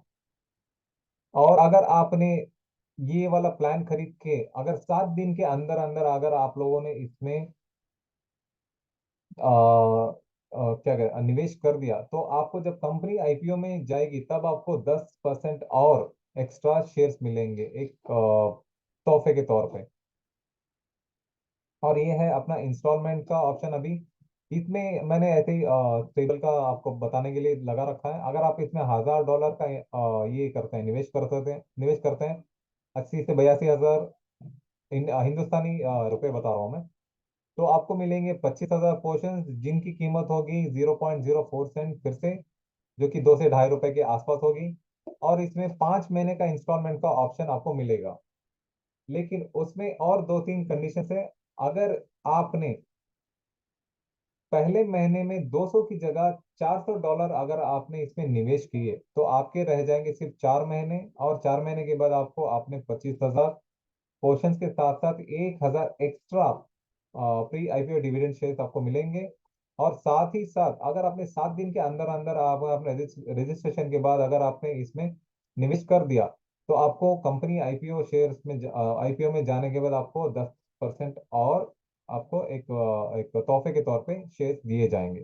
तो ये था हमारा वन टाइम इन्वेस्टमेंट और ये इंस्टॉलमेंट इन्वेस्टमेंट का प्लान। तो चलिए अब हम बात कर लेते हैं इसमें आप पार्टनर प्रोग्राम और अफिलिएट प्रोग्राम के जरिए से भी कैसे जुड़ सकते हैं। इसमें 8 अलग अलग स्टेजेस हैं: partner, consultant, leader, master, expert, top expert, sky expert. तो हर स्टेज में आपको 3 से 4 या फिर उससे भी ज्यादा स्टेजेस मिलेंगे, जो कि आपको पार्टनर को इससे जोड़ना होगा। पार्टनर में जो है 4 स्टेजेस हैं, कंसल्टेंट में जो है 5 स्टेजेस हैं, और लीडर में जो है 6 स्टेजेस मौजूद है। और जैसे जैसे आपका स्टेज बढ़ता जाएगा और उसमें भी सब स्टेजेस बढ़ते जाएंगे आपके। तो आइए, इसमें भी एक इन्वेस्टमेंट सॉरी इसमें भी आप पार्टनर प्रोग्राम में बगैर पैसों के आप कैसे इसमें आप निवेश कर सकते हो, आप अपने लिए प्री आईपीओ डिविडेंड शेयर्स कैसे ले सकते हो, वो भी मैं आपको बताता चलूं। पार्टनर में जो है आपको पर्सनली इन्वेस्टमेंट करने की जरूरत नहीं है। आप बिल्कुल ही जीरो एक निवेशक बनकर भी इससे शुरुआत कर सकते हैं। और उसके बाद जैसे जैसे आपके स्टेजेस बढ़ते जाएंगे उसमें आपको खुद से पर्सनली आपको $100 और आपके डाउनलाइन से $200, मतलब टोटल 300। उसके बाद 200, 2,000, 1,000, 5,000, 5,000, 10,000, 10,000, 30,000। और उसके बाद आपका पर्सनल इन्वेस्टमेंट लास्ट स्टेज में हो जाएगा $20,000। और आपके डाउनलाइन के जरिए से आपको जनरेट करने होंगे $90,000, मतलब 1 करोड़ के आसपास। ये सारे डॉलर में है, लेकिन आप हिंदुस्तान में कन्वर्ट करके देख सकते हो। पार्टनर में इसको जीरो इसीलिए दिखाया गया है कि अगर आपके पास पैसे नहीं है, मैं समझ सकता हूँ कई लोगों की आमदनी बहुत कम होती है, $50 भी बहुत ज्यादा होते हैं। तो इसी वजह से आप जितना भी मैंने अब तक एक्सप्लेन किया है इस टेक्नोलॉजी को अच्छे से समझ लीजिए और समझाने के काबिल बन जाइए। उसके बाद जब आप सामने वालों को बताओगे टेक्नोलॉजी के फायदे क्या क्या हैं, ये फ्यूचर में कैसे काम करेगी, आने वाली पीढ़ियों के लिए कितने फायदेमंद होगी, ये आपकी आने वाली आर्थिक परिस्थितियों को कैसे सुधारने में मददगार साबित होगी, तो ये सारी चीजें जब आप जान लोगे तो उसके बाद आपको दूसरों को समझाने में आसानी होगी। जब वो दूसरे लोग आपकी डाउनलाइन इसमें इन्वेस्ट करेगी, तो तब आपके पास जो बोनस आएगा वो बोनस के जरिए से आप इसमें इन्वेस्ट कर सकते हो। इसीलिए पार्टनर में जीरो दिखाया गया है, पर्सनल इन्वेस्टमेंट, इनवाइटेड पार्टनर्स और personal investments. From the first line, ये तीनों स्टेज को जीरो दिखाया गया है। उसके बाद जब आप कंसल्टेंट बन जाओगे तो आपको एक मिनिमम इन्वेस्टमेंट करना पड़ेगा इसमें। तो ये है पार्टनर प्रोग्राम और अफिलिएट प्रोग्राम के भी फायदे। और ये हमारा ऑफिशियल एक ऐप है जो कि एंड्रॉयड पे मौजूद है। आप ये डाउनलोड करके इसके जरिए से भी आप निवेश कर सकते हो। इसमें भी बहुत सारी जानकारी मौजूद है। तो ये है एनाटोली जी के कुछ रीडिजाइन किए हुए वेबसाइट के लिंक्स। आप इस पे जाके अपना ऑथेंटिकेशन पता कर सकते हो, इस कंपनी का ऑथेंटिकेशन पता कर सकते हो, एक टेक्नोलॉजी के बारे में जानकारी हासिल कर सकते हो, कैसे काम कर सकती है, इन्होंने कितना वक्त लगाया है, इसको कैसे डेवलप किया, इसको कितनी प्रशंसा मिल रही है, बहुत सारी चीजें। और हालांकि लिंक्डइन पे भी ये मौजूद है। टोटल 5 प्लेटफॉर्म पे मौजूद है: यूट्यूब, फेसबुक, टेलीग्राम, इंस्टाग्राम और ट्विटर, लिंक्डइन और इंस्टाग्राम के जरिए से भी आप हम लोगों से जुड़ सकते हैं। अब वहाँ पे एनाटोली जी बहुत सारे पोस्ट वगैरह डालते रहते हैं, वहाँ पे भी आप इसकी अपडेट्स हासिल कर सकते हो। और ये कुछ यूजर इंटरफेस इस तरीके से दिखता है। जब आप इसमें जाओगे, लिंक्स वगैरह पे क्लिक करके जाओगे, तो एक यूजर इंटरफेस ऐसे दिखता है। और ये है एनाटोली जी का एक ट्विटर हैंडल, जहाँ पे आप जाके ट्वीट कर सकते हो, रीपोस्ट कर सकते हो, रीट्वीट कर सकते हो, इनसे सवाल पूछ सकते हो, आपको जवाब मिलेगा। लेकिन इन सारे प्लेटफॉर्म्स पे आप जाकर इनसे बातचीत करने से पहले मैं चाहता हूँ कि आप एक छोटी सी मेरी रिक्वेस्ट है, कि आजिज़ाना गुजारिश है कि आप इनको कमेंट करने से पहले आप इनके वेबसाइट पे जाइए, इस टेक्नोलॉजी के बारे में पढ़िए, इन्होंने क्या क्या जद्दोजहद किया इस टेक्नोलॉजी को हम लोगों के सामने लेकर आने के लिए, लोगों के फायदे के लिए लेकर आने के लिए। उसके बाद ही आप कमेंट करिए, वरना आप कमेंट ना करिए, क्योंकि इससे जितने भी लाखों करोड़ों लोग जुड़े हैं, उनकी जिंदगी, उनके निवेश पे असर पड़ सकता है। क्योंकि जब भी मैं भी ये पर्सनली फॉलो करता हूँ, मैं भी पर्सनली ये बिलीव करता हूँ कि अगर आपको किसी चीज के बारे में जानकारी नहीं है तो आप उस पर कमेंट ना करिए। पहले उसके बारे में जानकारी हासिल करिए, उसको जानिए, परखिए, उसके बाद ही कमेंट करिए। कमेंट भी अच्छी कीजिए ताकि लोगों को पढ़कर उनमें उत्सुकता बढ़े। वरना आपका एक गलत कमेंट जो है ये सारी टेक्नोलॉजी और ये इतने सालों की मेहनत को बर्बाद कर सकता है, और इससे जुड़ी हुई जिंदगियों पे बहुत ही बुरा असर हो सकता है। तो ये मेरा एक पर्सनल रिक्वेस्ट था, बाकी आप लोग समझदार हो ही। और बहुत बहुत शुक्रिया। और इसके जाने से पहले मैं एक छोटा सा अपडेट आपको यहाँ भी दे दूं। ये इसके पीछे एक छोटी सी कहानी है, ये फेसबुक का sky world new Millionaire group कैसे बना। जैसे कि मैंने बताया कि शुरुआत में, प्रेजेंटेशन की शुरुआत में, एम्बेसडर क्रिस्टियान और मिस कैट जेकब जब बर्लिन में एक एग्जीबिशन हो रहा था वहाँ पे, यूनिट्रांस के नाम से, सॉरी इनोट्रांस इनोट्रांस के नाम से, वहाँ पे जब ये सारा एग्जीबिशन खत्म हो गया, 2-3 दिन जब उनको मौका भी नहीं मिला ठीक से खाने पीने का, लोगों को, क्राउड को कंट्रोल करने में, उसके बाद एनाटोली जी के एक सहकर्मचारी आए तो उन्होंने कहा कि हमें उम्मीद ही नहीं थी कि इतनी ज्यादा प्रशंसा मिलेगी हमारी टेक्नोलॉजी, हमारे व्हीकल को। लेकिन इसके साथ साथ इसमें जितने भी लोग निवेश किए हुए हैं और इस टेक्नोलॉजी से जुड़े हैं, वो ऑलरेडी एक मिलियनर हैं, लेकिन उनको अभी पता ही नहीं चला। तो तब मिस कैट जेकब्स को दिमाग में ये आइडिया है कि क्यों ना इस नाम से एक ग्रुप बनाया जाए, फेसबुक ग्रुप। तो उन्होंने बनाया, और इसमें ऑलरेडी अब तक 13,000 से भी ज्यादा लोग जुड़ चुके हैं। ये बहुत ही कम समय में बहुत ही ज्यादा लोग इससे जुड़े हुए हैं, और बहुत ही अच्छा ग्रुप है। ये ग्रुप का मैं भी एडमिन हूँ, और इसके साथ ही साथ स्काई वर्ल्ड कम्युनिटी इंडिया का ग्रुप का भी मैं एडमिन हूँ, और मिस कैट जेकब्स भी एडमिन है। अगर आप इंटरनेशनल प्लेटफॉर्म पे जाना चाहते हैं तो sky world new Millionaire group में जा सकते हैं, जिसमें इंग्लिश की सारी अपडेट्स आती हैं। और स्काई वर्ल्ड कम्युनिटी इंडिया, वो भी ग्रुप में आप जुड़ सकते हैं, उसमें भी अपडेट्स आते रहते हैं, सारे हिंदी और इंग्लिश दोनों। लेकिन sky world new millionaire group में आपको 2-3 सवालों का जवाब देना पड़ेगा, जिसको मिस चैट जेकब्स आपको वो वेरीफाई करेंगी। उसके बाद आप वो ग्रुप में आराम से जुड़ सकते हो। स्काई वर्ल्ड कम्युनिटी इंडिया में ऐसा कोई रिस्ट्रिक्शन नहीं है, आप आराम से जुड़ सकते हैं, इसमें कोई सवाल जवाब का कोई ऐसा मामला नहीं है। तो अगर आप मेल के जरिए से जानकारी हासिल करना चाहते हैं तो आप india@skyway.capital पे मेल करके भी जानकारी हासिल कर सकते हैं। और ये एक इंडिया का व्हाट्सएप नंबर है जिसको मिस पारुल हैंडल करती हैं, और इस व्हाट्सएप के जरिए से भी आप जानकारी हासिल कर सकते हैं। इन्वेस्टमेंट हो, या फिर आपको पार्टनर बनना हो, को ओनर बनना हो, या फिर इस टेक्नोलॉजी को सपोर्ट करना हो, नेक्स्ट जनरेशन टेक्नोलॉजी को आप भारत में लाना चाहते हो, तो आप ये दोनों के जरिए से आप जानकारी ले सकते हो। इसमें एक टीम मौजूद है, मिस तारा, मिस सिंडी और मिस पारुल। ये तीनों आपकी मदद करेंगी इंडिया में, अगर आपको निवेश करना है या फिर कुछ जानकारी हासिल करनी है इसके लिए। तो बहुत बहुत धन्यवाद, शुभ रात्रि, शब्बा खैर, आपका कीमती वक्त देने के लिए और मुझसे जुड़े रहने के लिए 1 सवा 1 घंटा। और मैं आपसे मिलूंगा फिर से 15 दिन के बाद। तो अब मैं ये वीडियो स्टॉप करूंगा, इसके बाद आप अपना कुछ सवाल हो तो आप मेरे सामने रखकर उसका जवाब हासिल कर सकते हैं। Thank you.